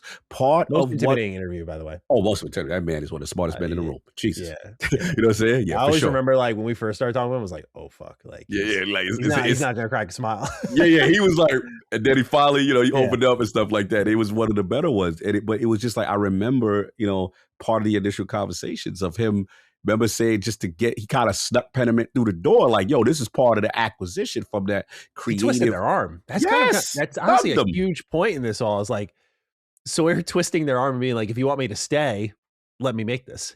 Exactly. And again, that's the part that people forget about the creative part, which allowed the acquisition to happen. So my fear is when you give the ultimatum to a studio like that to say, you are now support, or some of you guys are going to be merged into compulsion. You're going to be merged into some. Maybe you're not shut down, but we're going to turn 10 you. Let's be honest. Turn 10 is a shell of itself right now. I don't think there's no motorsport games coming out. You are now the Horizon factory maker. Get in there and license the engine to the real ones. That's the vibe I'm getting. So you tell that to Obsidian and Luminaries, those guys are going to say, nope, we're out. Also, flip side, man, what I kept saying, on the Bethesda side, Todd, get in there. How is he going to respond to someone telling him, you better, and why not? And not saying that the criticism is not fair, because we do feel that they need some form of a better pipeline to get the games out faster. That part is correct. However, with specific luminaries, when they're told to do things with that level of experience, a lot of time it's a resistance. A lot of times you get a Pete Hines moment like, yeah, I'm good, bro. You're not going to do that to me. You know what I'm saying? Yeah. So these are the repercussions. That's why I said I don't envy this administration. These are very brutal decisions. I Go have ahead, go one for it. additional Uh-oh. sweatshop contribution here. Uh-oh. Asha did mention wanting to use their own tech pipelines more than outside ones. And this is kind of we talked about with PlayStation and like using, say, the Decima engine and then selling it exclusively on their storefront where, you know, it's their tech, their storefront. They get all 100% of that $80 purchase or $70 purchase. I think another reason why you make Bethesda the kingpins of Fallout is because they would use Creation Engine. And at least history has shown that with Obsidian, their team could learn Creation Engine, that it is a learnable video game engine. Mm-hmm. And I feel like if that's the case, then again, Xbox probably wants to maximize the dollar per sale. And if you built, say, one of my proposals for Obsidian was like, hey, make a Fallout style or a Fallout video game using everything you built for the Outer Worlds 2. It's all right there. Mm-hmm. However, that is Unreal Engine. Yes. And so when Unreal Engine is involved, that means there's an engine tax after a certain amount of sales. And Xbox doesn't want that. Mm-hmm. So would they really be incentivized to give Obsidian the Fallout license to build something on Unreal Engine with it? Even though I imagine that would be a lot quicker, but they'd lose money on it. So just another contribution to the sweatshop idea. I don't want this to be the case, but stars align in some respect. I hope people from Obsidian aren't listening because they're probably like, damn, bro, I love y'all. They're kind of spitting right now. No. Oh, well, nothing to happen to y'all. Y'all ride or die for it. Like I tell it, I will crash out like that. You shut them down. They will hear my wrath. Y'all will get an epic car crash out. Like, I haven't really processed the shutdown part. If that happens, like I think that's why I would crash out because I'm like, there's no way. Right? You would. Yeah, you would think. Bro, that's why I prepared myself. When we did Sacred Symbols Plus, I'm prepared, bro. Like I'm just trying to get. We can prepare. There's no preparing when you see it, but I've been mentally since we did Sacred Symbols Plus with Colin. And I told him, I was like, bro, I'm terrified. I legit think there are arguments to be made, cold, hard corporate arguments that no one wants to hear to be made to get a lot of these guys out of here. And we could be waking up next week, Stuke, and go, remember the photo? The Xbox Game Studios family. Oh, jeez. Yeah. Oh, Yang, Double Fine, and Compulsion, and Playground. We could wake up and have red X's through like 60 to 70% of that. Yeah. And be left with Halo Studios, Playground, Mojang. I mean, at this point, you would think Rare makes it just because they said they got a movie coming out. And you know, they like their movies now because they're giving out hats now. I don't know if you know it, film and TV hats. They've been giving that out. They back on that. That might save them. Yeah. That might save them. So part of me is like, maybe that, but what pissed me off is how they get Obsidian saved. then. Obsidian has a grounded TV show. True. That's what gave me hope. That gave me hope. Thank you for reminding me. That did give me hope. I forgot about the grounded. So I'm like, okay, come on, Obsidian. You can't, so hopefully. But that's also scary because they're like the grounded team now. It's like, that's not what I signed up for, man. They could be like, I know, right? Or either you're the grounded team and all you do now is support Bethesda Studios in conjunction with Grounded is like they almost marathon in them, like just all you do, and then the rest of them is supporting the joint, right? Yeah. And then you got we said Playground, we said who we forgetting? Out of the rest of the family, there's Machine. Like Coalition. You better not. I mean, bro, if you talk shit, like what are we doing? Like, we can't. Like I'm gonna not even put that energy out there with id. I think proprietary engines have to be to stay. Yeah. I think they have to, like id Tech. But that's the thing. The Arkane Studios has Void Engine. I don't know. Yeah. I don't know. There's such a weird thing. So yeah, that's where we are. And obviously the big boy, ABK, Bethesda. You guys operate the way you've been having. You may have a reduction in staff, but we could wake up and, from, I don't know, what's the total number from 22 down to like 7 or 8, or we could wake up. And that's why I'm just mentally preparing everyone so that when we do the next Duke, What's the result? What are we looking at, and how does this work? I think one of the support studios for COD will probably go. Mm, I think they've lost so much money on that operation now, like hundreds of millions of dollars in sales from Game Pass. Uh, the the failure of Call of Duty 2 times since they've got mhm. it. I mean, to be fair, MW3 did find its way, Right, but right. Black Ops 7 was a failure for a Call of Duty title for Mhm, sure. And I feel like that could be in line for cuts. The thing I'm most curious about, while we're just sitting here dreaming a little bit, mhm. is Halo Studios. Ah, I am really like this will say a lot. This will say so much if with everything that's happened and their lack of production that they just come out and scot free. unscathed, Yeah, it's like we're taking out Obsidian, but Halo, they're good. I'd be bro. like what? I know, Um, I know. I'm Not that we wish it for very Duff, but yeah, people would be like, "How?" yeah. It's unfathomable that that team gets by okay. It Mhm. really is. I again because the funny part is now we know, according to Rebs Gaming, most of Halo campaign evolved isn't even by the fucking team. Not So invited. so whatever they're working on since what 2021, Mhm. I don't know, dude. It just Complete mismanagement, complete disarray. complete. Complete, utter fit. That's one thing I will never forgive the Phil regime Yeah. is Halo Studios and the Initiative. I will never forgive that. That is gross mismanagement. I don't care whose fault it is. That's on your jacket, bro. I cannot forgive that. I don't care. I don't care. Like, I'm sorry. Like, I'm thinking that's of like just the Masters jackets, and it's just it's on your just jacket, putting it bro. on Phil at the end of the You got the tournament. Hey, you scarlet letter on you that, did great, bro. guy. You know, just put a Sorry. stamp on there of all these studios. That's the big. You get the L scarlet letter on that jacket for those two. Sorry, and and this is where the conversations are also going to happen. And his name's been coming up a little bit too with the Matt Booty situation. People are going to say like, hey, you know, what is your involvement in this? I think it is fair, right? So it's either two schools of thought.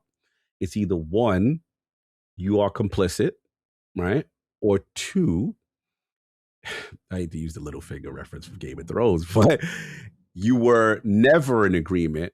You wanted these studios to be more handled, and you were just going along with the past regime so that you can keep whatever you got going on. And then generally how it works in corporate, if I'm speculating, nothing I'm speaking from this. I'm just talking about what could happen because we just got to talk about his name has come up a lot now, right? What is because remember you can't but Phil's not here now. You know what I'm saying? So now we're gonna get to this part, right? So we got to talk about these future games that because we know Asha's not controlling as far as that part, as far as Yeah. game quality, studio leadership. So from this point on, people are gonna say, and I think the other argument can be made, which will be like, oh well, he didn't agree with the past regime. He's more in line with what Asha and Matt Paul are doing, and they need to be whipped into shape. And now because generally you have to give your feedback when new regime comes in. That's Yeah. one thing people don't realize. You have to get, how do you feel? And that's one course of action in corporate. You could literally say, hey, I didn't, and we do need new blood. He So, survived because he was the one who was like, "Yeah, they suck, bro." Like, yeah, I see the vision. I've got this bro, handled. if it was up to me, you know what I'm Mm, saying? Like, I never liked this is an Xbox. So I never, bro. And because again, so dirty. we have, but this is corporate. This is what I try to tell people. It is rare. Yeah, that's my experience, Sean. Yeah, this is rare for the past regime. Listen, when Asha comes in, let's be clear. She don't want any of these past dudes that had other ideologies. I want my people. If I can find a way to get you out, you're out. That's generally not that she's an evil person. I'm just saying that's how How it corporate goes. goes when there's a Yeah. new thing. You bring it like in sports. We're gonna bring in our coaching staff, our Mhm. trainers, our wide receiver coach, our hitting instructor. We're not. Why we got you? You the losing teams. You like what? Right? That's how Yeah, it yeah, no, goes. you're So right. how does someone from the losing team retain their job in And corporate? get promoted. Let's And get promoted. It's one or two ways. It's either, hey, this person is so invaluable, we cannot operate without him. Rare. That generally you could be replaced. Two, you bring said persons in and you say, yo, what do you think about we're about to change things? What's your feedback? Yeah, I ain't never really liked them anyway. So, feels up to me. Feels up to me, bro. I'm telling you, that's how this go. It's a cutthroat. It's performance reviews. Bro. I've been in. Corporate cog. I'm telling y'all, it's one or two. The truth gonna come out. The truth's going to come out. That's why I love this part. That's why I say people are like, oh, it's great. Feels like, yeah, this is the part now. We here. Studios on fire. Well, let's get it. let's find out. Let's see. Yeah. You got your popcorn. They're the one, and you had your nicknames and all that. I had nicknames too. Yeah. I love the energy. Oh man, really I'm sorry for being messy, but I share your frustration. I think again, any rational thinking person should be exactly where you're at. Where it's like, you and I the thing that we talk about very openly on the show is you and I endure a lot of harassment. We do. It's like ever since I started this show, like I never got bothered online. I never did. I just existed in my pocket, did my thing, and that was really it. But like ever since we started this show, you endure it a lot, bro. Like even when I was calling out PlayStation, I had people bringing up E3 2016 tweets on me. I'm like, this is just a fucking day that we live in, and that's hilarious. I don't give a shit. But like with all of that, when the new regime came in, bro, the pressure to love it was some of the most real shit I felt. Like just the like sick, right? And like the thing that sucks about guys like you and I is I don't like to be the dude who shows up in the room and is like the realist and like everyone's like partying, listening to music, and I turn it down. And I say, curfew. It's time to go to bed. Time to go to bed. Like that's not, and people are like, yo, this dude's fucking whack. Like gaming is so built off of excitement, even if people don't want to admit it, that like I don't want to step out there. But like in these situations, like, dude, we've been down this road. I got to remind you all until I'm blue in the face. Like, be careful. This parasocial shit, the sign in the wall of Asha. Like, be careful. Here we are now. So I'm saying all of that to say that I think your reaction and like the sort of, you were hyped now. Let's see what's going on now.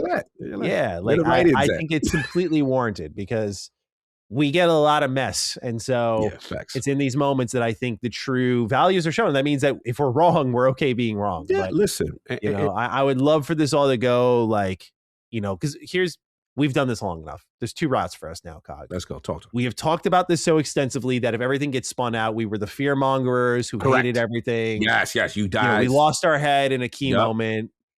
Throw everything out the window. Mm-hmm. If everything gets shut down and we talk about it, these fucking guys, like it's anything. They hate this company. So there's no winning. So you can only be true to yourself at the end of the day. But I agree. That's just how I think how it goes in the podcasting space. But I think with all of that in mind, your reaction of like, eat a little of that dirt. I think it's fair. Yeah. Of course, it'll be a little spicy. I took a lot of flack, and I get it. I'm the Phil defender, so to speak. I've been labeled. I love everything he does. There's nothing he does wrong. Whatever, Dominus Maximus. I get it. He's perfect. Right? He's perfect. I get it. It's just one of those things now where just leadership's tough. It's just what it is. Leadership's tough, and we're gonna see. That's why I always tell people like, just let it play out. Let's just let it play out. Let's let it see. Even when he started, I was just like, I gotta see. You know what I'm saying? We're coming off the Don Matrick, bro. I don't want this connecting. What are you gonna do? And it took 2-3 years. I'm like, okay, and now I'm starting to see what it is, right? I'm like, okay, I'm okay with it from a consumer standpoint. Do I agree with everything? No, but that's what it is. We gotta see. But because here's the thing, and this is again the last part I was saying. I was trying to be positive here. I don't envy them. I don't envy her. Like, this is one of them. She's been dealt a very difficult hand, and she's got one of the worst economic crises on top of that. That is not her fault. I get that. And you still got to deal with Microsoft. I get it. If they could somehow pull this off and get this brand to profitability and respect, I will be the first. That is a Peter Moore level type trajectory. Yeah. If she does this, and I'm pulling for it. Like, I love this brand. I want this brand to succeed. I'm just a realist. I just don't know how you do it. That's all I've asked. These are the questions I'll ask. I ask people to their face. That's all. And that's it. I just, I hope, and this is where I hope the brilliance that I'm not seeing. Because remember, one of the things she said, I believe what she said, she brought in Matthew Ball is this fixable? So clearly in their mind, they have some plan, right? Yeah. I want to know what it is. That's so. I mean, obviously, you can't tell us right now. You don't have to tell me every single, even though I like them talking. You don't have to tell me every single part of the business plan.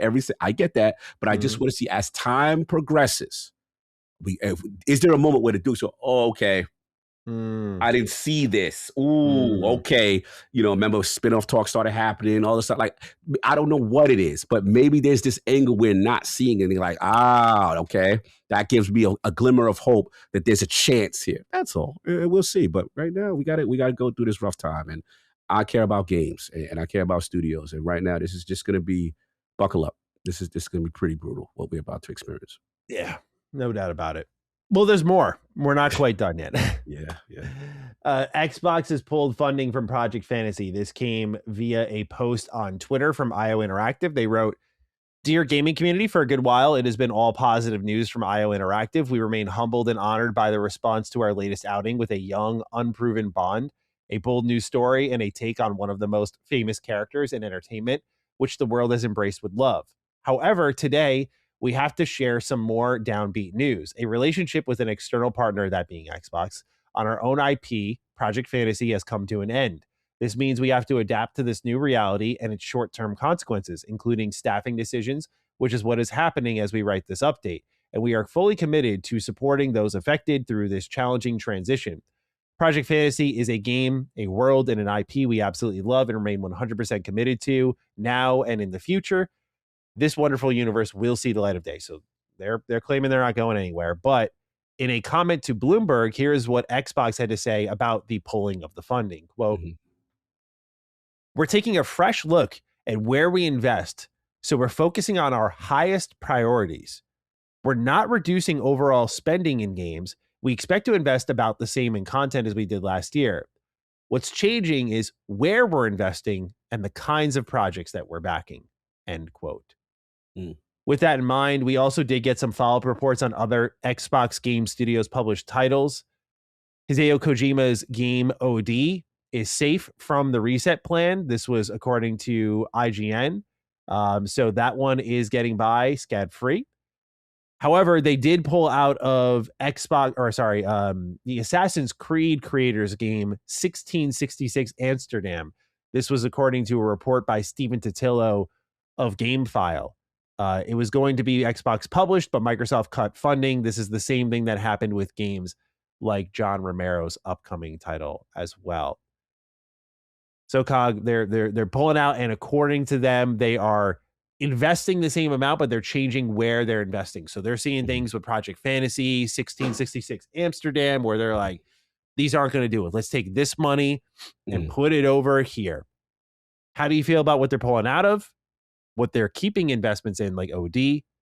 How do you feel about where they, or I should say, not how do you feel, where do you think they might be investing next? That's where I'm torn with them, because since now Craig Duncan is gone, I'm curious, one, who's handling these third-party deals, but I'm also curious about the Xbox Game Studio decisions as well. So that's what I want to know, because remember I told you, not your game, so to speak, right? So when I use that term, what I'm basically saying is, now from this point forward on, what are the choices and decisions that you're going to make? So these are the questions. Basically, there's something you're seeing here, whether development is too long, too expensive, that you're saying, no, we're jumping out of this. We're jumping out of the IO Interactive project. And let's, for the record, which is strange only from one aspect, I found it very strange that they were very secretive with naming themselves. They were almost acting like a silent partner in this. Like, they did not want to boldly put it out until like the news came out now that they were kind of behind it, which is kind of interesting to me. I don't understand that, but whatever. That's besides the point. I don't know. I don't know what to make of this. OD safe. I know I know what to make of that. Try canceling Kojima's game and see what happens. Yeah, literally. You want to go through what Konami went through on top of everything else? Yeah. Had the same thought. Bro, he got the built-in insurance policy. Yeah. What? You already know what. This game is such a guaranteed, like, it's not going to pull huge. Like, I think I should say it'll do fine, but I don't think it's going to be like a massive moneymaker, especially because it's seemingly low gameplay. you know, that's going to be interesting to see. Its own genre, whatever it is, Yeah, you know, that thing. yeah. We'll Kojima see. already saying it's a divisive video game. Yeah, He once wants you it to already be its start most that, divisive. Like, yeah, the train's already off. Yeah, it's bro, left the station. everybody said no. Everybody said I'm crazy. But Xbox said, Yeah. and Xbox check hit different that day. But look, yeah, I knew that. I was like, wait, he's safe. Yeah, that makes sense. But yeah, IO stuff. Obviously, with us though, in hindsight 2020, but us seeing what Bond's doing, right, and then obviously knowing the Hitman franchise, and we like, yo, what could have that have been, right? I don't want to get Project Blackbird too out of control, but you feel like the cachet for whatever they could do seem to be cool, right? So Yeah, safer bet. yeah, like just based on the studio, right? So that's the part that is this disappointing because I'm like, man, what could have been, right? We don't know, right? So the cool thing though, the IP looks like they have control of it, and the project will continue. So it's not killed because that's the beauty. Like that's what I was hoping for Blackbird. Like, bro, like can't it just go somewhere else? Like, why does it have to just that's it? And now everyone's out. Like that part, especially when we heard Phil was playing it, and they was like, yeah. Remember, they was like, oh, this is he couldn't stop. Such a fucking brutal read between that and then like the Xbox is doing the best it ever has letter to the staff. Just yeah. He looked bad there. Exactly. Really bad. He looked bad. Like this is no get it. They just playing it and then they got the joint. So yeah, couldn't put it down. Oh fuck, bro. That shit. That was remember that? And here's the thing, and this is what people don't realize. Like you said it best with like in a world now where Destiny don't exist. It's the perfect vacuum. They would have had one. And it's like, damn, there was no way to let this thing suck. What it was that expensive? Like, what was going on? You gotta show me the numbers. I need the expensive. Like, what was that expensive? What was so close, so close. Anyway, I'm done rambling. I'm talking in circles. Yeah. I'm just glad that they get a chance to exist. And the other two don't necessarily surprise. And I really didn't know too much about 1666 Essay, to be honest. This is kind of news to me, but I don't know if you knew about it. It was at a recent showcase. I'm trying to remember if it was Xboxes, but it looked good. It looked pretty good. Okay. I thought it was actually the Assassin's Creed Hex game that we heard so much about. Okay. So interesting to see that he's doing this, and he was the Assassin's Creed creator. But it seems like if they're pulling out of all these different projects, John Romero's game, Kojima's is safe, but they're pulling out of the Assassin's Creed creators, IO Interactive, this whole kind of luminary pursuit that they were on seems to be over. And I'm curious where they're saying we're still going to invest the same, but we're doing it in different places. It's like, okay, if you don't think we're going to benefit from the social cachet of like known guys working with Xbox and kind of, I mean, again, they're also exploring third-party exclusives. So I'm just curious about that too. But that aside, I'm trying to really rattle my brain on like what else they're investing in. And because this is Xbox Game Studio, so it's third party more than it is their own stuff. Is this the start of like, hey, we're doing more spin-offs now? Like we're going to hand our IP over to other teams, and that's going to be Xbox Game Studios publishing. Is it going to be more marriages like we saw with Ninja Gaiden 4, where you start to pull families together and unite them under an IP that needs to continue? Right. That could be an interesting play as well. But I hope what this, if anything, I hope what this leads to is deals that dip into their own IP library and get the right partners on board. Because what Xbox can do is similar to what we saw Disney with Lucasfilms do, similar to what we saw Paramount recently do, where they have this wealth of IP, they find a partner, and they're like, okay, let's, here's Platinum Games, look at Ninja Gaiden 4, here's The Last Ronin, perfect marriage. Xbox has this vault that's not going to be touched by most of their first party. But we have all these first-person shooter franchises. We have everything from Activision, everything from Bethesda, everything from Xbox. Let's take something from this laundry list and use this Xbox Game Studios kind of approach to meet other teams, give them our IP, and have those continue on. I think that is as equally interesting approach as what they're currently doing. Like the luminary pursuit of new IP, or taking old established IP that people are already interested in and reviving them. or just dormant IP that they need more of. Like, hey, we're gonna do a lot of Fallout. Like, we're not just greenlighting one Fallout game or two. We're doing 3 and 4. You know, could be that too. I don't know. Yeah. I really don't. It's just I think there's a lot of approaches they could take, but to me, at least, if I'm thinking third party and they're pulling out of what seem to be pretty safe creators to invest in, like IO Interactive, or they're sticking with Kojima, then I'm really interested what that game plan is, because I think it's going to be a massive change from what they have right now. Yeah, definitely. Yeah, definitely. The others were gaming sensibility, high quality luminary attachment, right? Yeah. That let's get behind them and they will create something dope. And so now, if I had to guess, yeah, the shift is probably either we're getting others to join together, like you said, like I was with the Ninja Game thing, or it could just be as simple as like, yo, we ain't dealing nothing.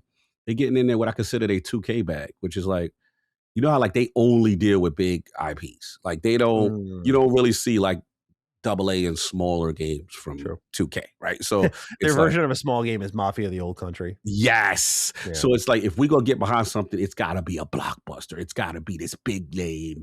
And that's the thing. So again, there's a gift and curse of that, because when you don't hit like a Borderlands, they're more substantial, right? They're more, kind of thing. Those losses hurt a little bit more. So that's where I'm getting risk averse energy. But again, I'm just speculating with the third party stuff. Right. Yeah, but we'll see.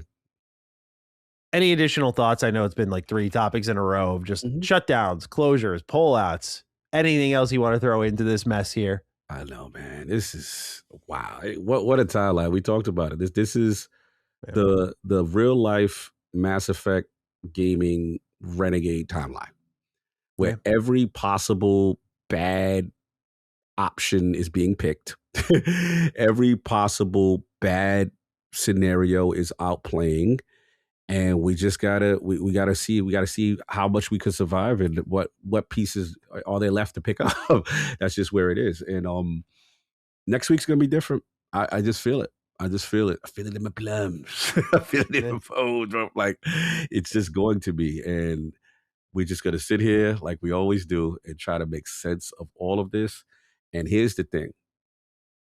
They've got to be terrified from a PR perspective of the amount of smoke that will come their way, because there are people who are never going to forgive them. I'm already seeing some comments from people like, yo, if they get rid of this game, I'm seeing those comments. Like, I'm out.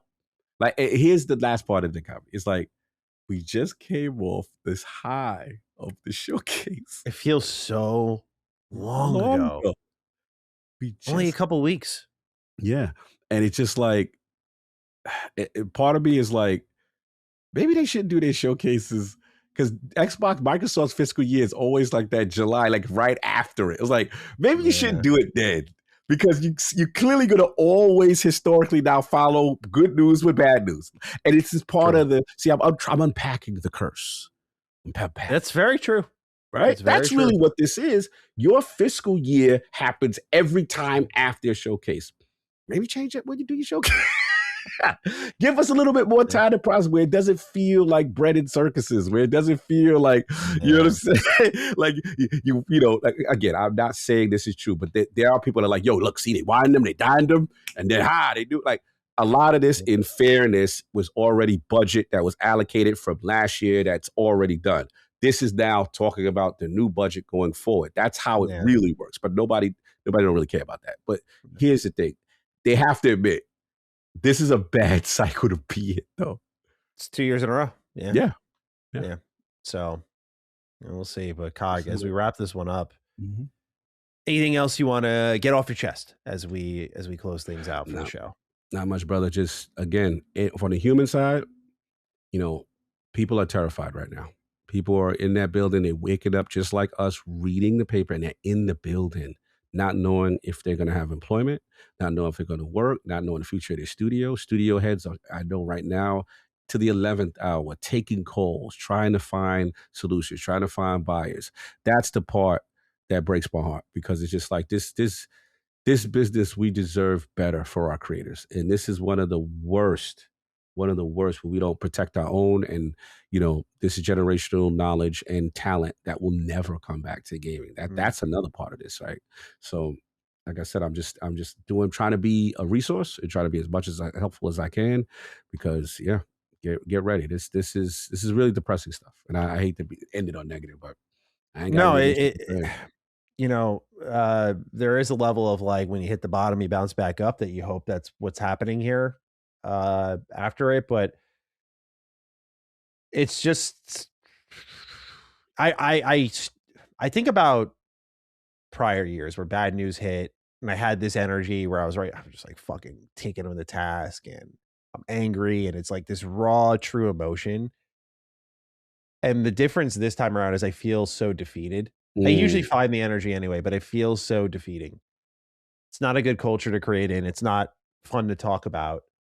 It's just, it's miserable, dude. Yeah. Like, that's really what it is. And I appreciate our audience who sits down and listens with us, but I don't blame people who say, I'm tuning out for a little bit. I got a close friend who, like, straight up, he went like, this is kind of bad for my mental, bro. Yes. He's like, I'm just on to music and movies for a while. And that was a tough, long conversation, because I was just like listening to him kind of go on. I was like, yeah, I mean, it's easy to forget sometimes. I work here. Like, I just kind of, like, I'm used to it. But like when I pulled out for that week and I was in Florida and I was not in a worker's mindset, and I came back, dude, my mood is very night and day, in that I'm just like, oh my God, dude. Like, it's like you're stepping into a fucking car accident. Like, you're just like, you go up to the crime scene.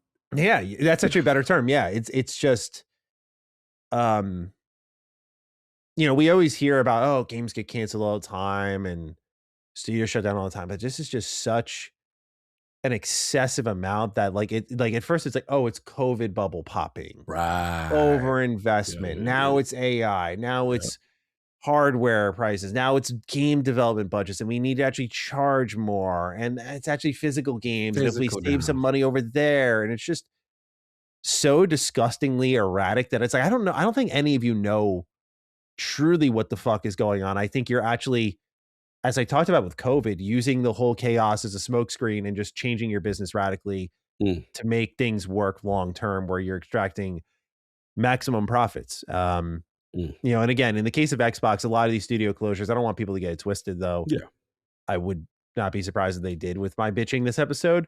Like, there are some studio shutdowns coming that, like, I totally get. I'm just not going to sit here and really weep over it. I'm not going to pretend. It would be disingenuous that I'm like, oh, fuck, man, but there are some that I do deeply care about, or that I do believe in, that would pull that out of me. But some of this feels like a natural course correction, but a lot of it just feels like we're just trying to halt the crash. And at some point, the bottom's just got to give out. Yeah. And I was never a crash believer. I was like, nah, we always see these ups and downs.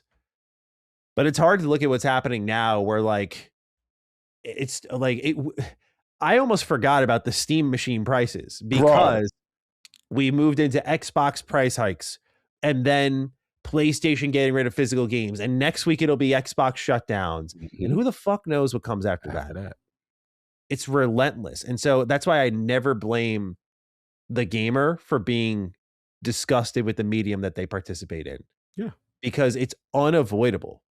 It's not even like I'm going to go to this corner of the internet and find something interesting and positive to talk about. All you've got is your backlog. Yeah. Right now. That's what it feels like. Literally. Facts.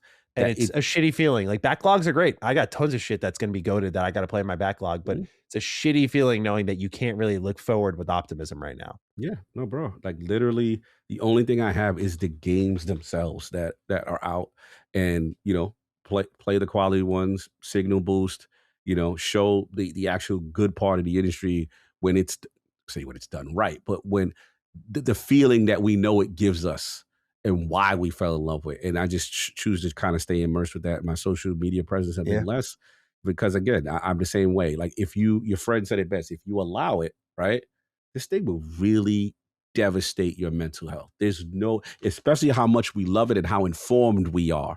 It's like waking up to body blow, punch in the face, uppercut every single day. What happened now? What's this? Like that's what it is. It's just not a a fun time to be a part of. And I get it. So what I've been doing, games has been the solace, man. And then obviously doing what you're doing, taking those breaks, sometimes just getting away, shut that phone off, getting life back in order. You know what I'm saying? And doing that as well. Because yeah, this is where mental health is wealth. We can't allow our hobby, that even though we know it's going through this very difficult time, to destroy us mentally. And also I'm seeing people really go at each other in the most vicious, very unanimous. Oh, it's just so I'm seeing friends fight. I'm seeing, look, this thing is tearing us all apart. And that's the part that I don't want to get into. To me, that's why I don't engage on Twitter. There's not enough characters that can hold me to get into some argument with somebody, because I'd rather just talk to you, especially if I know you. I got the respect. We go have a conversation. But yeah, I just choose like, hey, play my games and continue to focus on the things that actually bring me joy, or people that I feel really are doing a good job, don't get enough credit, and signal boost the ones that I feel are talented and looking for the next thing in life, in their journey. Yeah, that's kind of where my head's tried to refocus, because yeah, mental health as wealth is a real thing, bro. I've been working super hard on that these last few weeks without getting into any additional details, but like it's just been really nice finding that kind of inner peace again. But like gaming especially is like, a solace. And so I've been trying to make sure, I think there was a level of, even though I always consider myself like I use my voice well and I try to like balance out the complaints with what I love, I am trying, not without sounding like an activist, I'm trying to ensure that I do my like please and thank yous to the teams that are doing the job. Yes, I feel like it's 100%. important to like, for example, when Bethesda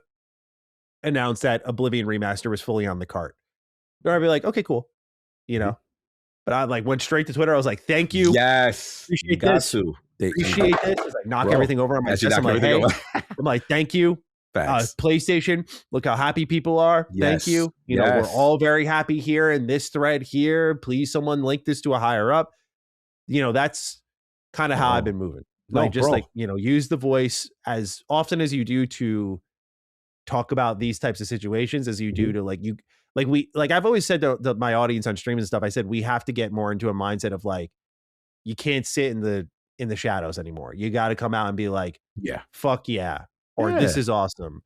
Not, and by the way, when I say that, not about everything. But when you do feel that, I mean, like when you do feel that, where you're like, oh, this is sick. I do like this. Right. Say something. I think it would make a huge difference. And it's preaching. Free. You preaching, brother. That's literally my motto. I'm like, bro, I am not gonna allow the dope things to go unanswered or unresponded to, because at the end of the day, I don't care that the algorithm rewards the negativity stuff. I'm going to be, if we're going to call it the difference, then I'll be the difference, because there's so many cool things that no one's talking about. And I'm like, yo, like, this is dope what just happened. Like, yo, we got to talk about it. And I'm super excited for certain things that I want people to get that spotlight. So for sure. Absolutely. Well said. Very well said. Right on. Well, Cog, hashtag for this week. What we doing? What we doing? Woo! How we playing it? Message of hope or message of defeat? What are you thinking? I don't know. We're in this weird. I don't even want to call it. You kept saying Renegade playthrough. I feel like we got. Yeah, I was thinking. It was funny. I was on my mind too. Renegade was on my mind. Yeah. I kind of like the Renegade DD. And just I like that. I was gonna say it too. I was like, I want to roll. I was like, I don't know if he wants to roll with that. But absolutely. Let's do it. Yeah, this the Renegade playthrough we're in right now. Yeah. We'll do Paragon soon. For now, though, we're on Renegade. Ladies and gentlemen, if you got this deep into the episode, use the hashtag RenegadeDD in the comments down below. We'd love to read your thoughts. Otherwise, you can tag us on Twitter. I'm at G27status. Cog is at Lord Cognito. You can find us there. We appreciate you listening. I know this was maybe a tougher listen, I think, for our audience who, usually looks to the Dukes for a little bit of a bump in the mood. Hopefully we gave you some laughs, but we appreciate you being here nonetheless, and hoping that as we chart these rough waters together, that we can kind of rediscover those moments of like hope and excitement and all the things that we know gaming has packed within it. Don't let go of the feeling that maybe you had during the summer showcase week. That's what I've been reflecting on a lot. Is like that pure, like every showcase is fucking hit, and I'm so excited for the future of gaming. Easy to lose that feeling with everything that's happening around us. So keep that in mind as we truck along here. We appreciate you immensely. Please continue to do your write-ins, leave your comments. We're looking forward to reading them all. And we'll catch you next week for episode 288 of Defining Duke and Xbox Podcast. Until then, be well, stay offline, Yes. and peace out. Peace. Defining Duke, an Xbox podcast, is a product and trademark of Last Stand Media and Collins Last Stand LLC, and is recorded from the United States of America. The show is conceived by Matthew Mr. Matty Plays Schroeder and me, Colin Moriarty, and is written and produced by Matthew Schroeder. Matty's co-host is Barry Lord Cognito Eversley. Defining Duke's executive producer is Dustin Furman. All of Last Stand's theme music is by Ramon Narvaez. As you know, all of Last Stand Media's shows, including Defining Duke, are fan-funded on Patreon at patreon.com/laststandmedia. The following names are at the producer support level on Patreon, and we're thankful for your kindness and generosity.